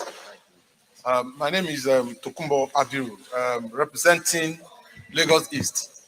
I would like to also join my colleagues in the compliment that they've extended to the committee that worked on this main presentation.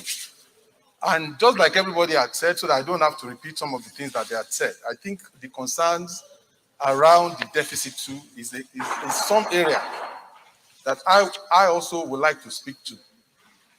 Yes, I agree that at this point in time, and particularly the way both the global economy and our own economy has fared in the last few years, will suggest that we don't have a choice but to also continue to get some, reasonable loans that will continue to improve our development.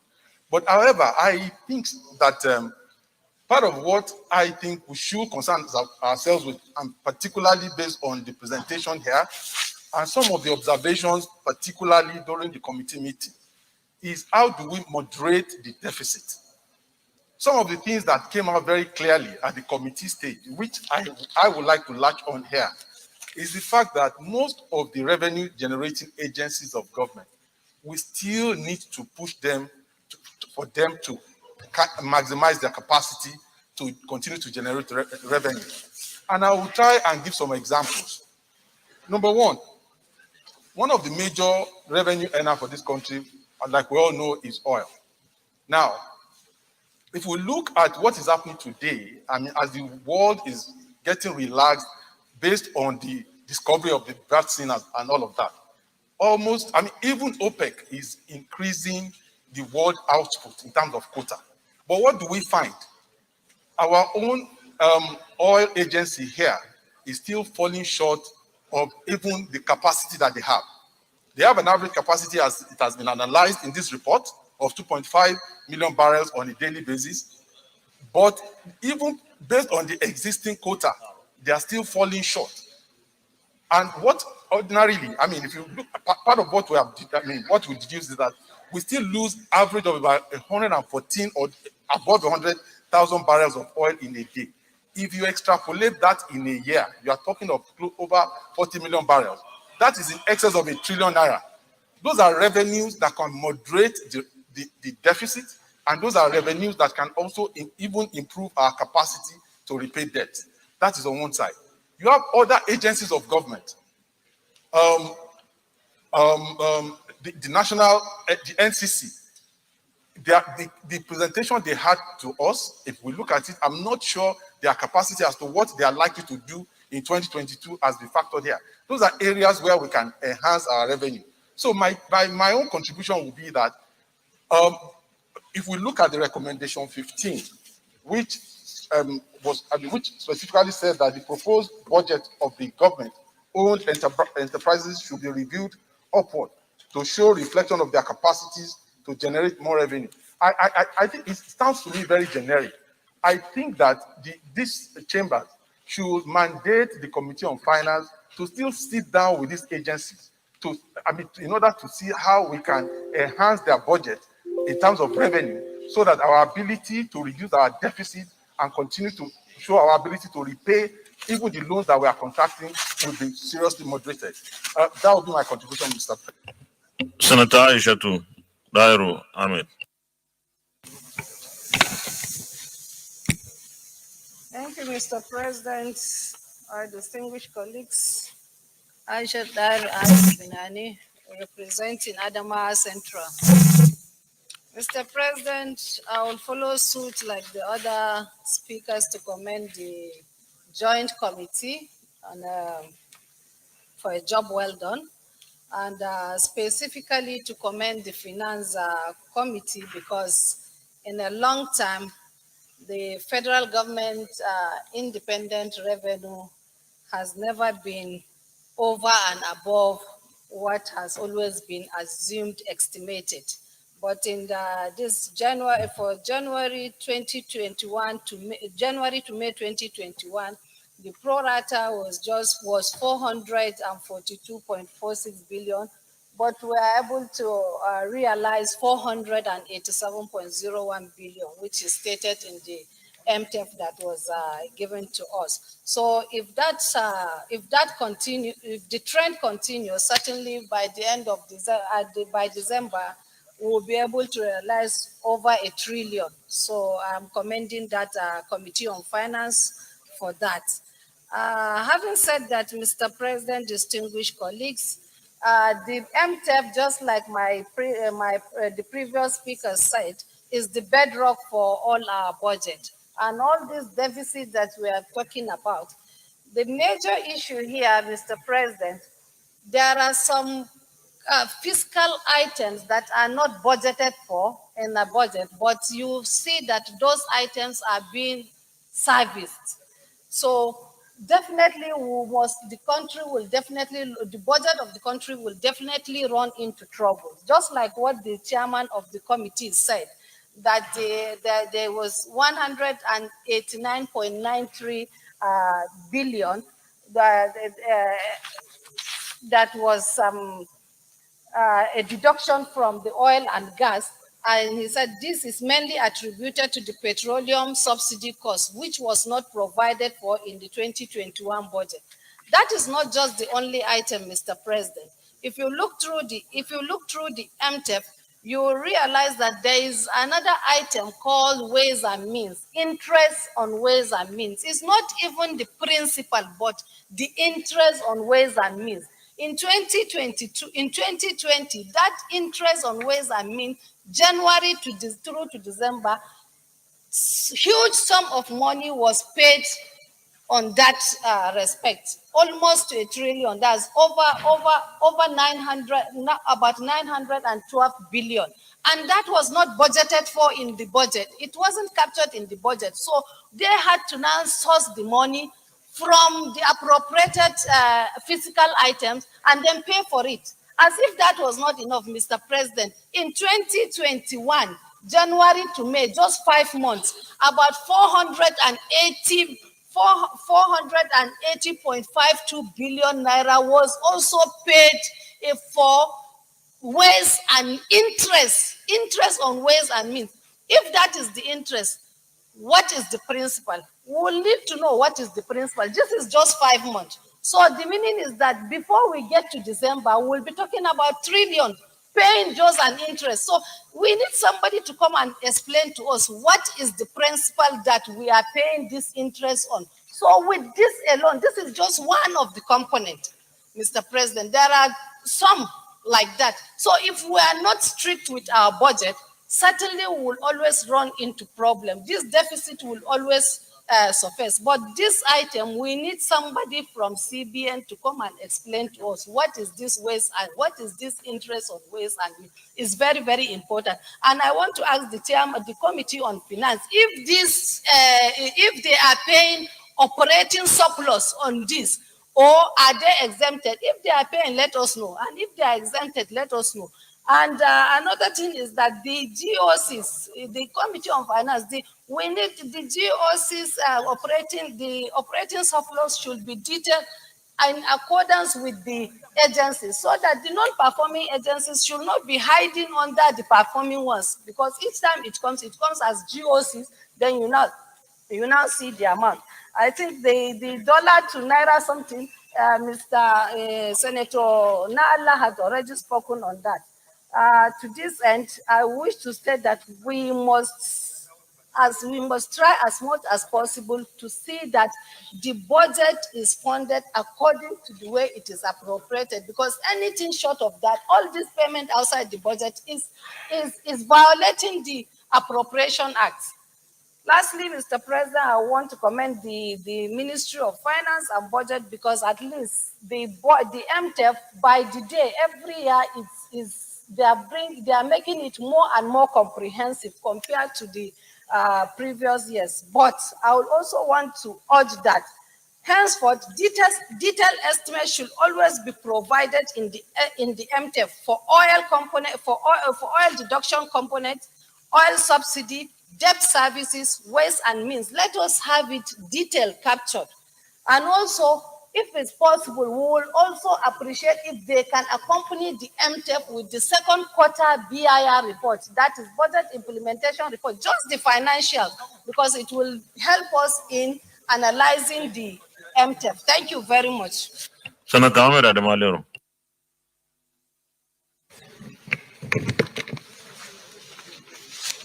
Thank you, Mr. President, distinguished colleagues. I remain Muhammad Adamu Alero, representing Kebbi Central. Mr. President, let me equally join the previous speakers in commending the chairman of the committee and other co-chairmen that presented this report. It is so detailed, but however, there are some observations that I think are fundamental, because we are going to use this recommendation to prepare the budget for 2022 up to 2024. Number one, the oil benchmark, which is predicated at 57. Yes, at the time this report was prepared, the price of oil in the international market was 63. Now it is 74. So I would want us to jack it up by making it at least 65 instead of 57. By so doing, we will avoid extortion, where we have the so-called excess oil proceeds, which is considered as slush funds and can be utilized anyhow. So our responsibility as members of the National Assembly is to ensure judicious use of the revenue for the people of Nigeria. Secondly, Mr. President, the issue of tax collection has been a problem in this country. As stated in the report, the FIRs have to widen the tax lake. It is true that a lot of revenue that should have been collected is not being collected. The FIRs is underperforming. There are situations where companies are supposed to pay tax, but for one reason or the other, they are ignored. We have seen huge profits being declared by banks, at times 100 billion, 80 billion, 70 billion, but nobody asks how much tax is collected. in these banks. So my suggestion is that we should look inward by collecting more revenue to fund our budget instead of embarking on borrowing. I'm not against borrowing as long as it is meant for provision of infrastructure, railway, roads, power, education, housing, and what have you. These are areas where borrowing should be channeled into, not for consumption.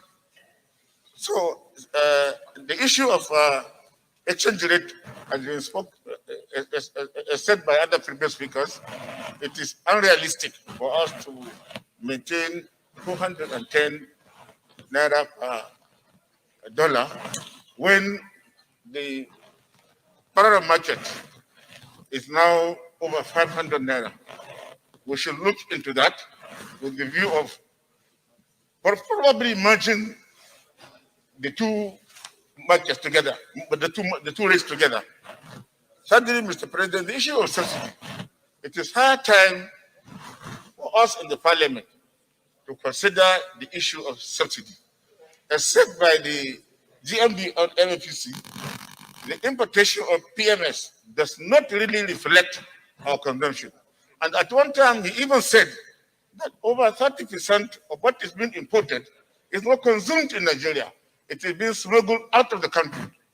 So do we continue to sustain this subsidy when we know in actual sense that most of what is being imported is being diverted outside? I'm of the view that we should review this.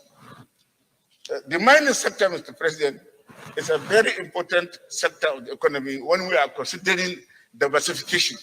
There is no way we can diversify the economy without considering the mining sector in Nigeria. It has capacity to generate employment and generate a lot of revenue for this country, but it's been ignored. As said by previous speaker, it is uncoordinated, unregulated, and a lot of illegal mining is taking place. And billions of solid minerals is being carted away out of the country without Nigeria benefiting anything. Mr. President, the issue of agriculture. As said in this report, there is large-scale smuggling and diversion of revenue as a result of our lack of scanners. It's not only that, Mr. President. The anchor borrower scheme supported by federal government is seriously in jeopardy because of heavy smuggling of agricultural products, namely poultry products, rice, textiles, frozen fish, vegetable oil. A lot of vegetable oil is being produced in this country, but it's not being sold because of large-scale smuggling of vegetable oil coming into Nigeria at our border. Rice millers are now crying. They have a lot of rice in their stores, and there is no market because every day a lot of trucks load of rice is coming into Nigeria without paying import duty. They're supposed to pay duty at 70%. So there is need for us to look at this, Mr. President.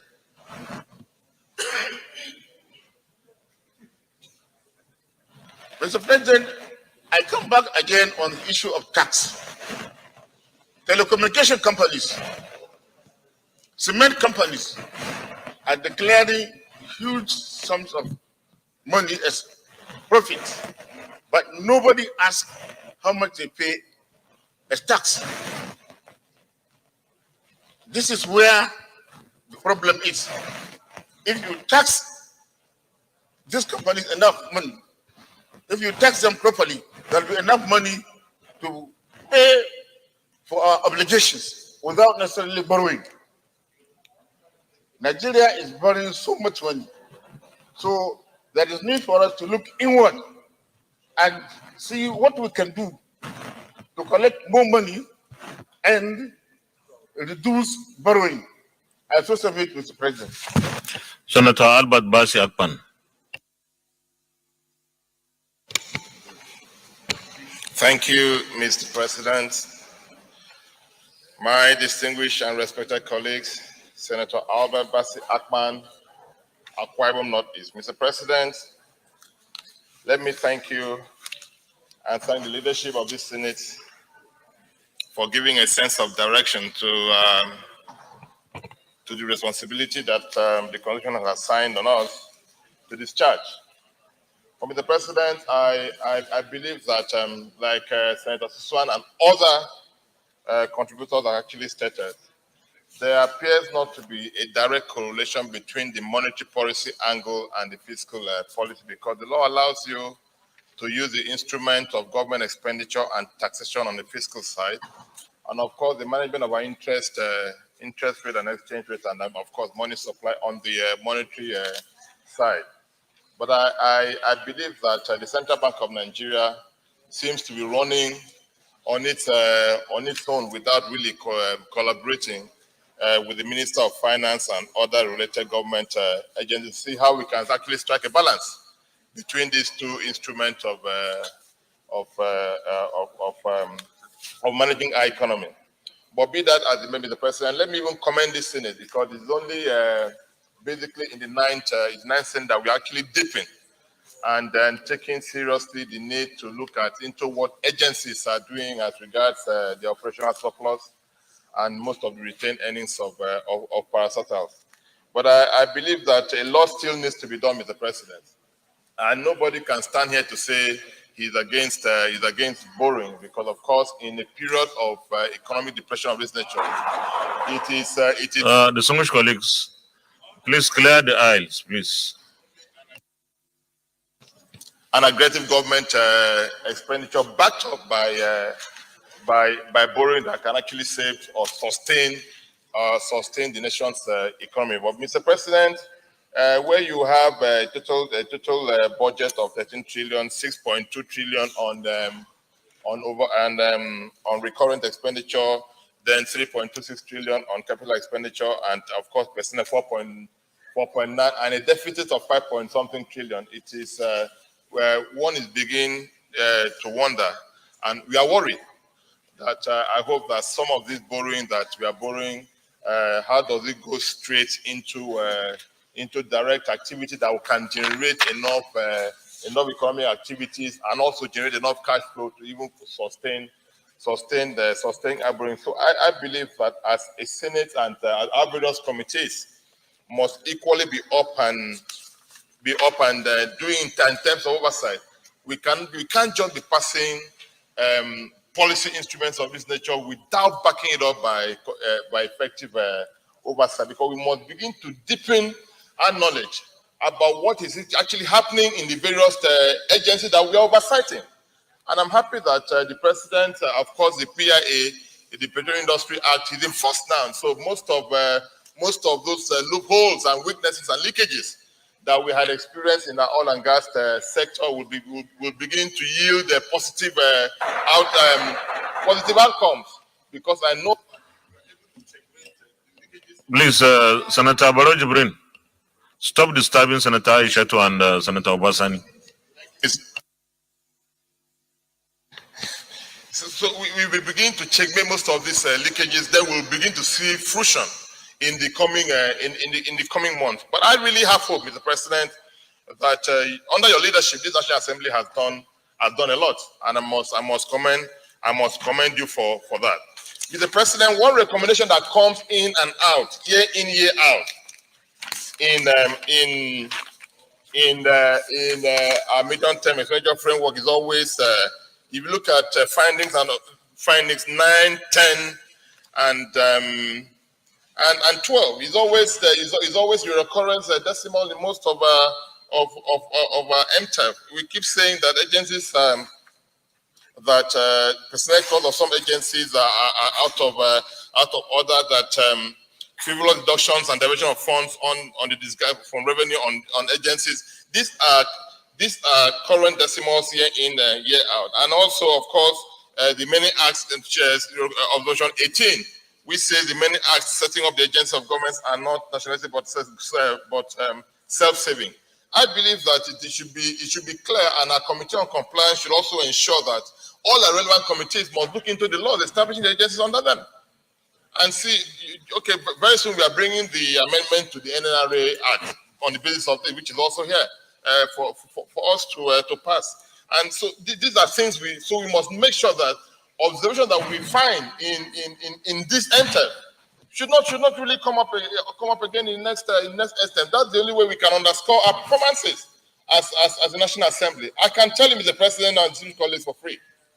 It is our responsibility to make sure that this country works, because it is the law that we passed here that's implemented by the executive. So we can compel the executive under the laws that we pass to ensure that things gets done, and we can begin to put Nigeria on a trajectory of progress and good governance. These are the only ways we feel that these things can be settled. Because as we are in now with the president, very soon the budget will come, and the same story will go back again. And if we also are adjusting the benchmark parameters, we still need to bring in new projects. Those differentials should be used to bring down deficit. We can't be borrowing at the country all year in, year out. So I thank you, Mr. President, for the sense of direction that you have set for the National Assembly, and God bless you all. Thank you. Thank you. Distinguished Senator George Thompson Sakibo. So,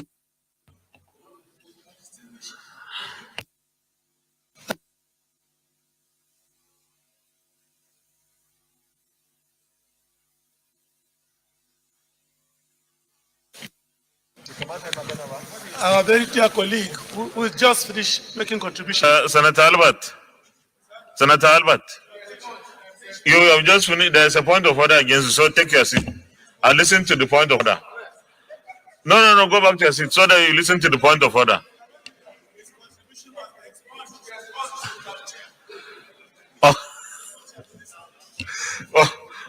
Okay, noted. Senator George Thompson Sakibo.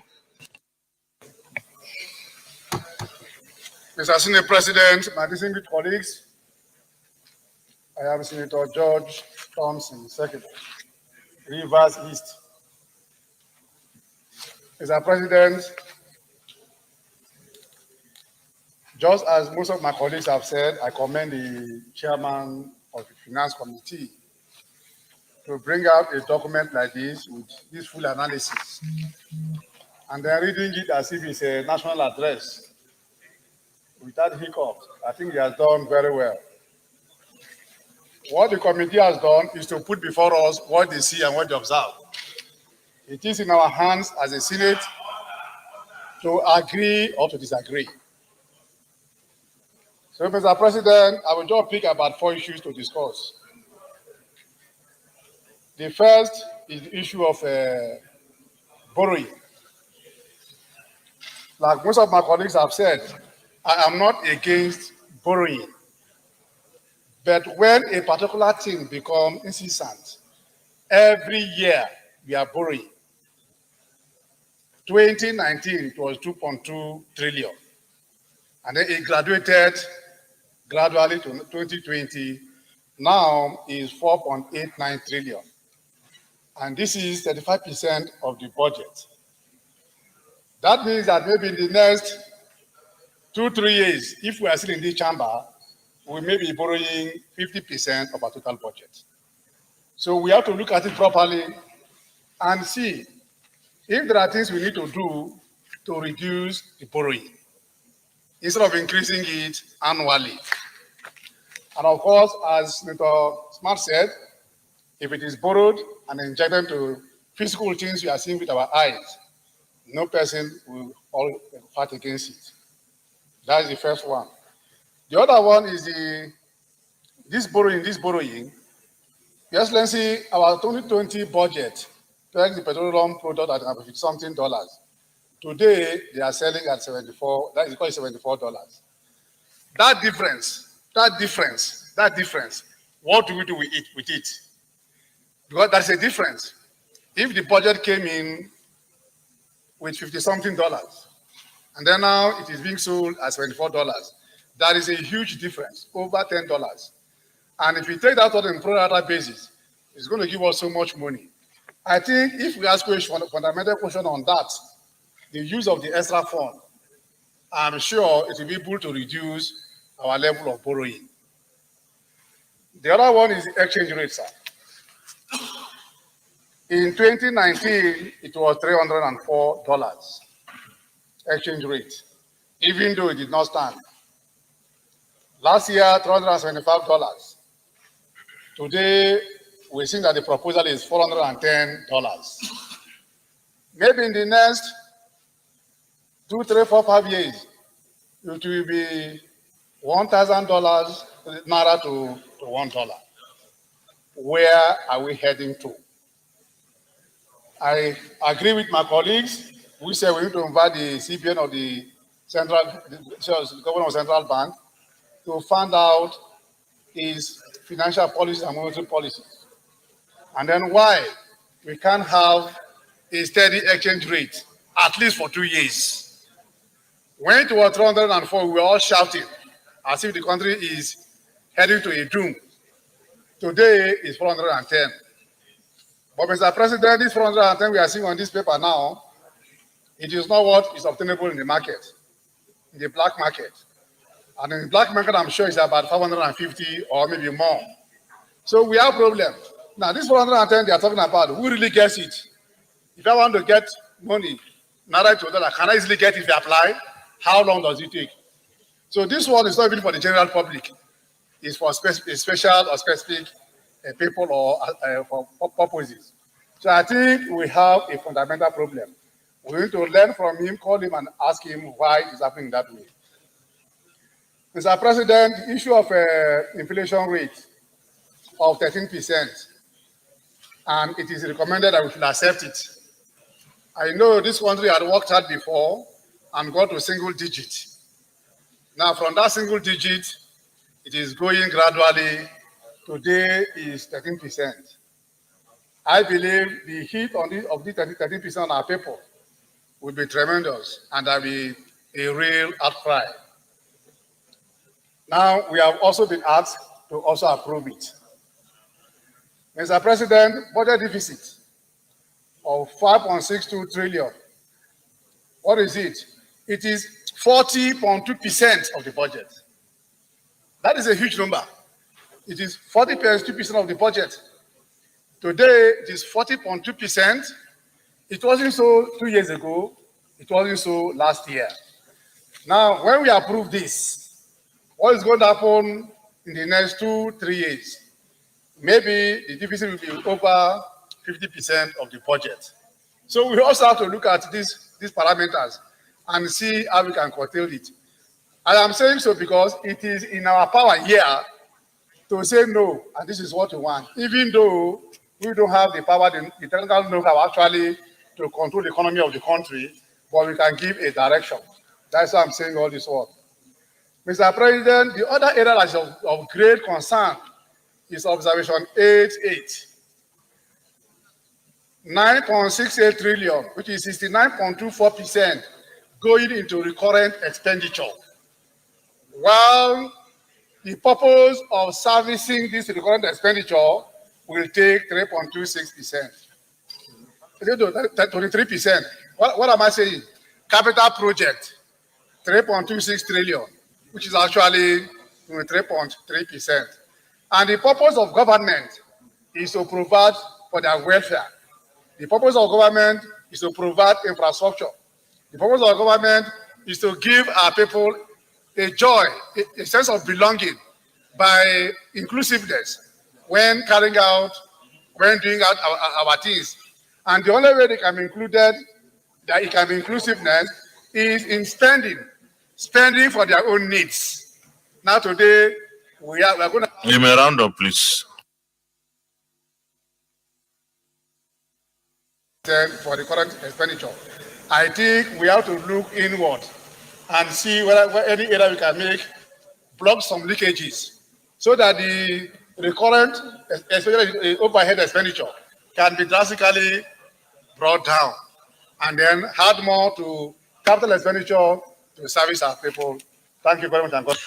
Distinguished colleagues, I've given enough time, I think, for contributions to the debate. Now I will invite the chairman of our Committee on Finance to respond to some of the issues, some of the concerns our colleagues have expressed during their interventions. Chairman, distinguished Senator Adiola Solomon Olamileko. Thank you, Mr. President. Distinguished colleague, let me start by thanking my colleague for the interest shown in the report just presented to the Senate and also in the MTF FSP document.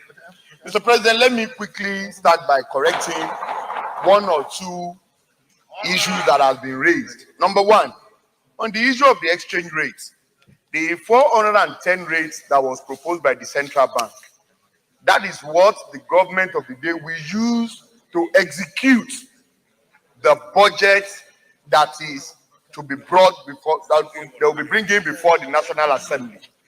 And that is termed to be the official rate the government will be used to exchange whatever transaction is going into as far as the budget is concerned. And the recent move by the Central Bank of Nigeria to block the BDC transaction and return all the monies to the banks is one area in which the central bank is trying to ensure that the rate between the parallel market and the government rates have some correlation, but because the way it is now, we cannot see, because what the dollars is currently going for and what the government is proposing to be used as its own benchmark for this budget, is the variation is so wide. And I believe they are doing everything within their means to bring this particular figure to a reasonable rate that Nigeria can see that yes, this is the rate for the official and that of the parallel market. On the issue of the deficit and borrowing, which has been a major issue that have cut across the length and breadth of these ALO chambers, I want to say that number one, last year's budget deficit was 5 trillion, and this year as well remains 5 trillion. There have not been any increase or major increase between what was proposed last year and this year. And sir, to also say this, the deficit we have reported is not only going to be financed by borrowing. That is, the deficit of 5 trillion naira, 5.something trillion, is not only to be financed by borrowing. The borrowing component of this year's deficit is 4.8 trillion, while other component comes from the disposal of privatization exercise and disposal of some assets. Distinguished colleagues, please, those who are not in their seats, please, can you move back to your seats, please? Well, is 5 trillion. And there have not been any major increase from the deficit proposed. And the deficit we have proposed is not going to be 100% financed through borrowing. The borrowing component of this deficit is about 4 trillion, while the remaining balance will be sourced from privatization and disposal of some of the assets, which the federal government is at an advanced stage. So it's not about everything is resulting into borrowing. Secondly, somebody mentioned the issue of exceeding the threshold. Yes, the threshold is 3%, but the same act, or the Fiscal Responsibility Act, empower the president that in case there is emergency, and we all know that we are currently in an emergency of the issue of COVID-19, and as such, if we have exceeded the threshold, the government is only responding to the emergency that is currently before the entire global economy. And that is how we are addressing it through what the fear that have been expressed. But I know the government is doing everything to ensure that in the next couple of maybe months or years, they bring all this back into the threshold of 3%. And they are not making any move to increase the threshold as proposed by one of us. So, also, issues were made concerning the electronic transfer of stamp duty. The budgeted figure last year was 500 billion, which is not realistic. And as I've said in my report, the government of the day is being careful in their projection. They are being careful to the extent that they want a situation whereby whatever they are projecting is for budget realism. And that is why they have reduced it to 299 billion naira. Because we confronted the FRS chairman How can you bring down from 500 billion to 299 trillion? And it's all for budget realism. And in doing that, they have no choice than to bring it down because amount realized from this stamp duty is just 50 kobo. So if you see a transaction of 51 trillion, if you multiply it, it still comes to about 250 billion. 51 trillion transaction multiplied by 50 kobo, it still comes to about 250 billion naira. So that was why it's just a way to ensure that they try to address the issue of budget realism. That was why they have brought it back from 500 to 299. Also on the issue of waivers that was raised, which is very germane and fundamental. The issue of waivers has not only through the MTF alone of the FSP, it has been a recurrent issue on this chambers. I tell you, for instance, in Lagos, I know Alhaji Aliko Dangote is the one reconstructing also the Apapa Expressway, which he has constructed by more than 90% completed. And all that is using to construct all this road are tax credits granted by the federal government. Recently, if you are also following the trend, he has just been given another roads across Ogun State, totaling to about 79 billion naira to be constructed by him. All these as result of the tax credits and waivers granted to him. Also, the owner of Globacom have just been given another 13.5 billion naira road between Owode,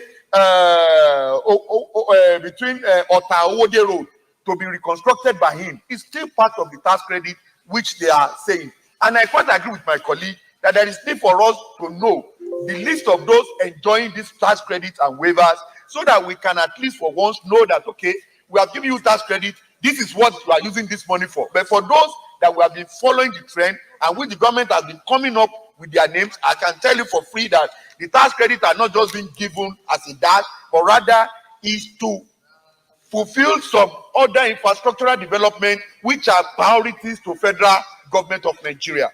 Also, issues was raised concerning the CIT waiver. You know, in tax, that's what you call the pioneer legislation. If we have a company that is just coming on board to start business in Nigeria, there are some tax holidays that are given to such a company that span to across almost 5 years for you to be able to gain your stand footing in the country before you start paying taxes. And recently, I know the government of the day has reduced it to about 3%. And some of these, definitely, if you look at it, we eat into our revenue, but it's only way of stimulating investment into the country. On the issue of the on budgetary figures that we are reporting, like what Senator Aisha Bilani have just said on the issue of ways and means of about 1 trillion deficit that has been reported, which has not been budgeted for. These are money that the Central Bank of Nigeria are using to support the federal government. And whenever these funds are given, it is expected that funds are not given free of charge. It comes with charges. So the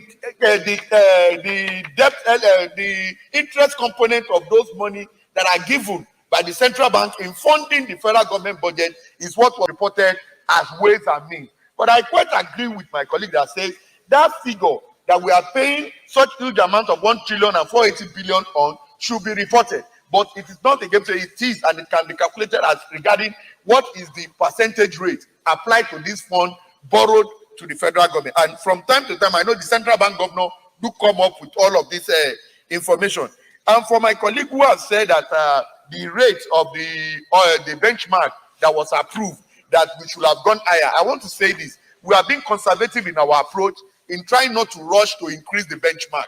We know what the rate is saying today, and we know why we have stick with what the federal government has proposed. And I know as we proceed, because of the volatility in that particular industry, we want to be very careful in trying to jump into just increasing the benchmark for increasing sake. I quite agree with you that yes, the excess crude oil account, there will be more money into it, and since we don't have one or two power to be exhibited, but I know that in no distant future, if there is need for us to increase the benchmark, we will not hesitate to do that, because the realities that will be staring us in the eyes will show to us that we have no other choice than to. And for my colleague that says some of our recommendation has been reoccurring, I want to say this, that it has to be, once we have not seen a paradigm shift from what we have been saying in the past. It's a way of reminding us that we need to be alert to our responsibility in trying to say that these are the areas that we need to attack to get results. And I can tell you, sir, we have done so much in the area of independent revenue to the federal government. For the first time, prior to now, what we budgeted as independent revenue is between 300 to 400 billion naira. For the first time, with the help of the leadership of the National Assembly, we push it to about 800 billion. As we speak, as at June, we have realized about 600 billion. That shows that in no distant future, if as at June we have realized 600 billion, by December, we should be tending towards about 1 trillion naira, which will be over the budgeted figure of 800 billion naira. On the issue of the mining cadastre, which we have raised as a very germane and fundamental issue in the budget, sir, I want to say this, that the next in line to oil should be the mining business. How can we explain if we give mining cadastral zone a budget of 4 billion naira, and as at June, this same zone have realized about 3.4 billion naira? And that is it. And all this revenue comes from both licensing, royalties, and everything. And we said, how many of these do we have who are paying this money as mining license renewal and other royalties? And when we look at the figure, we realize that how can we be talking of 4 billion budget for you when you have the capacity of generating close to 25 billion naira? And when we ask about royalty, look at, for instance, the Dangote of this world and the Boa of this world. For cement alone production, they combine to generate over 1 trillion naira as their budget. And what they pay in terms of royalty, it cannot be compared with what was generated on the ground. Yes, we know they are taking care of so many responsibilities, but I believe they should pay more. And if we, as a National Assembly, could look in deep into these particular areas of mining by ensuring that all these illegal miners and those that are having, and we review all these rates, I can tell you, mining alone, Ministry of Solid Mineral Resources can come up with a revenue of about 1 to 2 trillion naira in a financial year. All these are areas which I believe that if properly addressed through the recommendation we have proposed, we will, by the time we come here next year on MTF and FSP paper, we will have an improved idea of what we should be looking into. I quite agree with us that the borrowing you are seeing is an accumulated borrowing. It's not a borrowing of this administration alone. It's a borrowing that stems from the days of the military to the days of when the democratic dispensation started, Obasanjo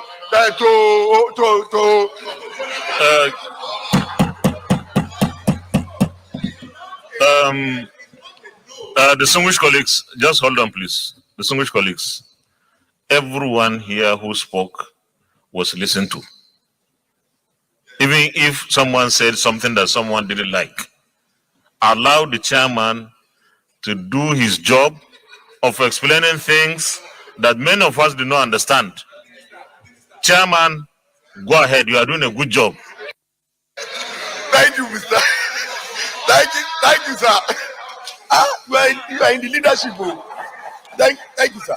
It's an accumulated loan. It's not a loan that says that only the current administration of Guada administration that have borrowed.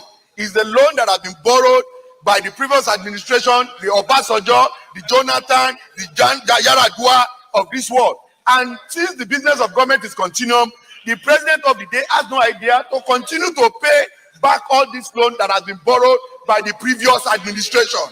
So more than 3/4 of this loan we are seeing are borrowed from the previous administration, and we are paying back, and we are doing what's supposed to be done the way it's right. So when my colleague says that for every 67 naira of any loan that was borrowed, we are using to pay, you should know that more than 60 naira of it are loan borrowed by previous administration, and that was why we are. So I want Chairman, I think that is a good point, and you should stop there.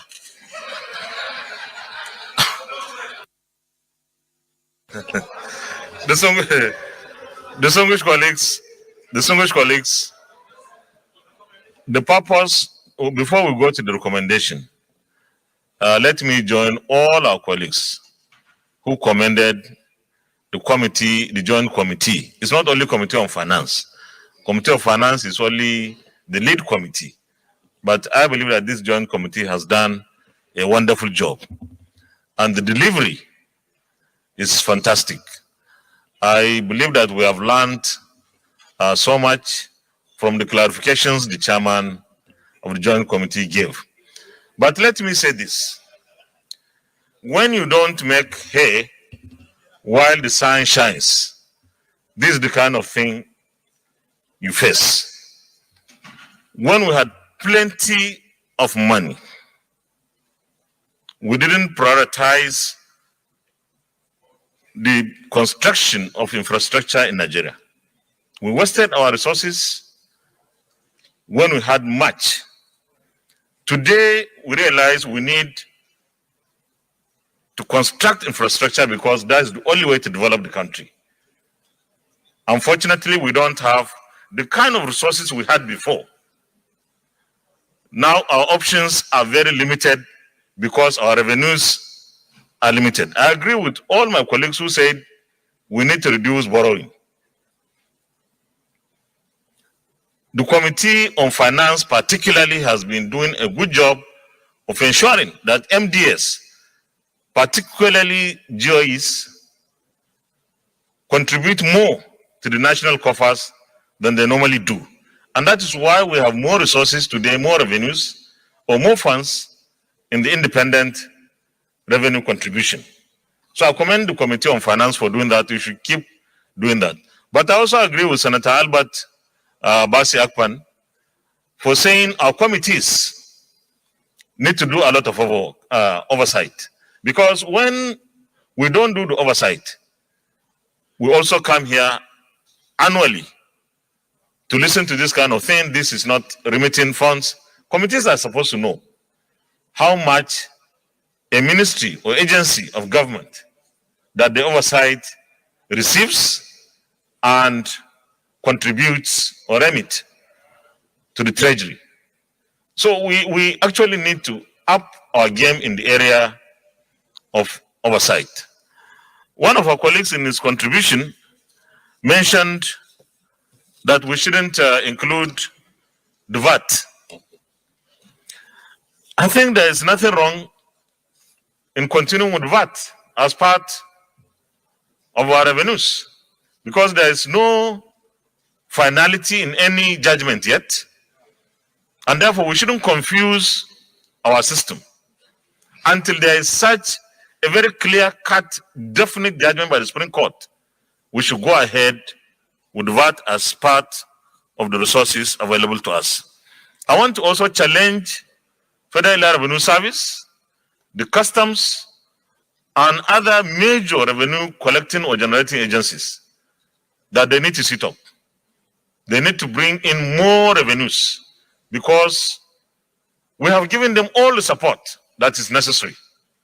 The Federal Revenue has received a lot of support from this National Assembly, particularly the Senate, and they have no reason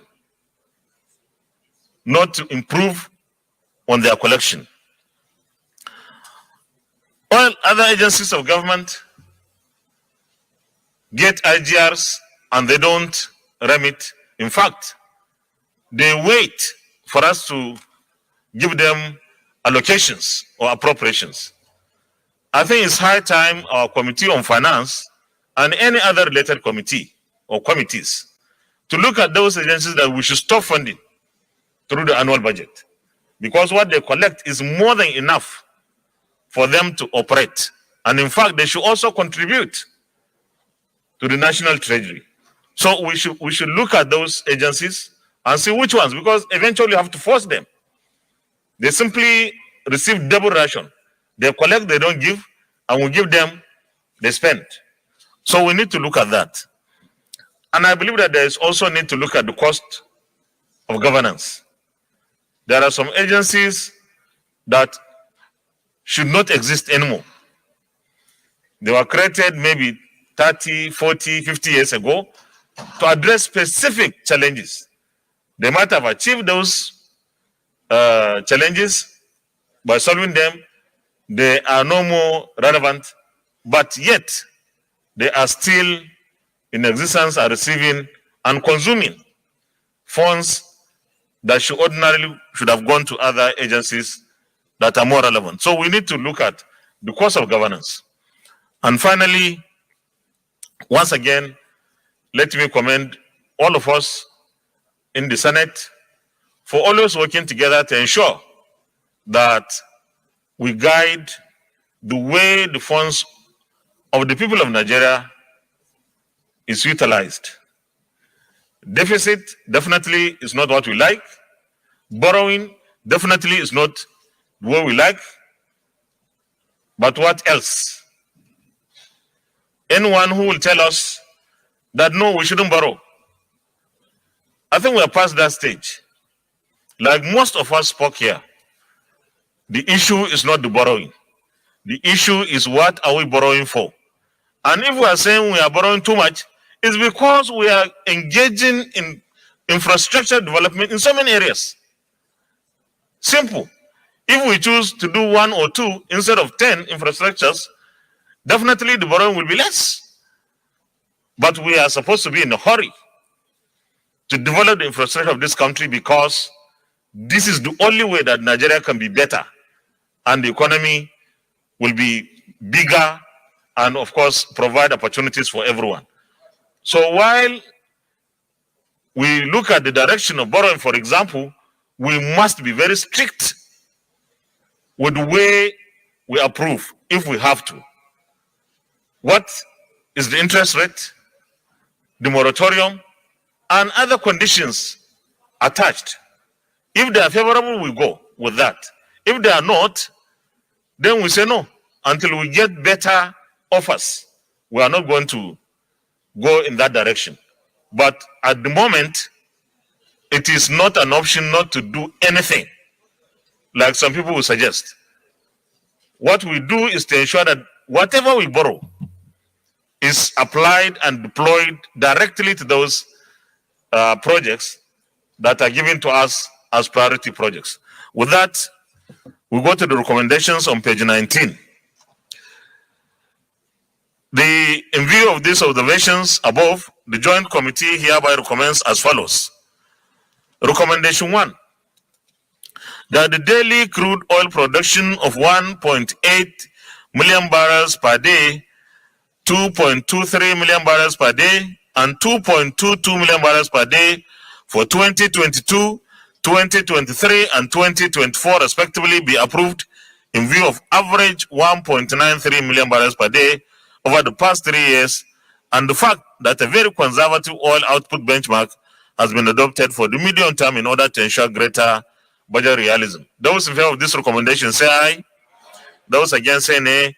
The ayes have it. Because we have the recommendations before us, I don't have to read everyone because all of us have the recommendations. Is that okay? All right. Recommendation 2. Those in favor of the recommendation 2. Those in favor of recommendation 2 say aye. Those against say nay. The ayes have it. Recommendation 3. Those in favor of recommendation 3 say aye. Those against say nay. The ayes have it. Recommendation 4. Those in favor of recommendation 4 say aye. Those against say nay. The ayes have it. Recommendation 5. Those in favor of recommendation 5 say aye. Those against say nay. The ayes have it. Recommendation 6 on page 20. Those in favor of recommendation 6 say aye. Those against say nay. The ayes have it. Recommendation 7. Those in favor of recommendation 7 say aye. Those against say nay. The ayes have it. Recommendation 8. Those in favor of recommendation 8 say aye. Those against say nay. The ayes have it. Recommendation 9. Those in favor of recommendation 9 say aye. Those against say nay. The ayes have it. Recommendation 10 is on page 21. Those in favor of recommendation 10 say aye. Those against say nay. The ayes have it. Recommendation 11. Those in favor of recommendation 11. Recommendation 11, Deputy Chief Whip. Yeah, thank you, Mr. President, distinguished colleagues. I'm Aliu Sabi Abdullahi. Perhaps the way the recommendation is put to reflect the true financial positions of the agencies, are we saying that this is to enable us have different salary structure? Because that is the way it is being put here. I thought the recommendation, yes, no, 11.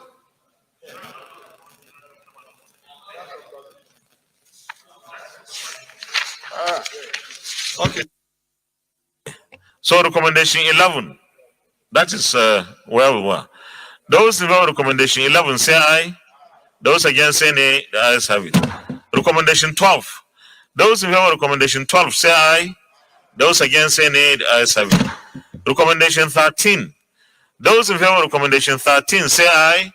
Those against say nay. The ayes have it. Recommendation 14. Those in favor of recommendation 14 say aye. Those against say nay. The ayes have it. Recommendation 15 on page 22. Those in favor of recommendation 15 say aye. Those against say nay. The ayes have it. Recommendation 16. Those in favor of recommendation 16 say aye. Those against say nay. The ayes have it. Recommendation 17. Those in favor of recommendation 17 say aye. Those against say nay. The ayes have it. Recommendation 18. Those in favor of recommendation 18 say aye. Those against say nay. The ayes have it. Distinguished colleagues, thank you very much. Leader of the Senate.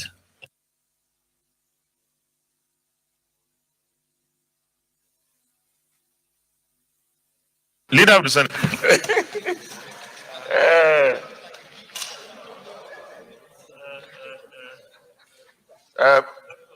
Mr. President, my highly respected and distinguished colleagues, having come very close to the time of our closure, I rise to move a motion for this distinguished chamber to suspend all other items on our order paper to another legislative day. I so move.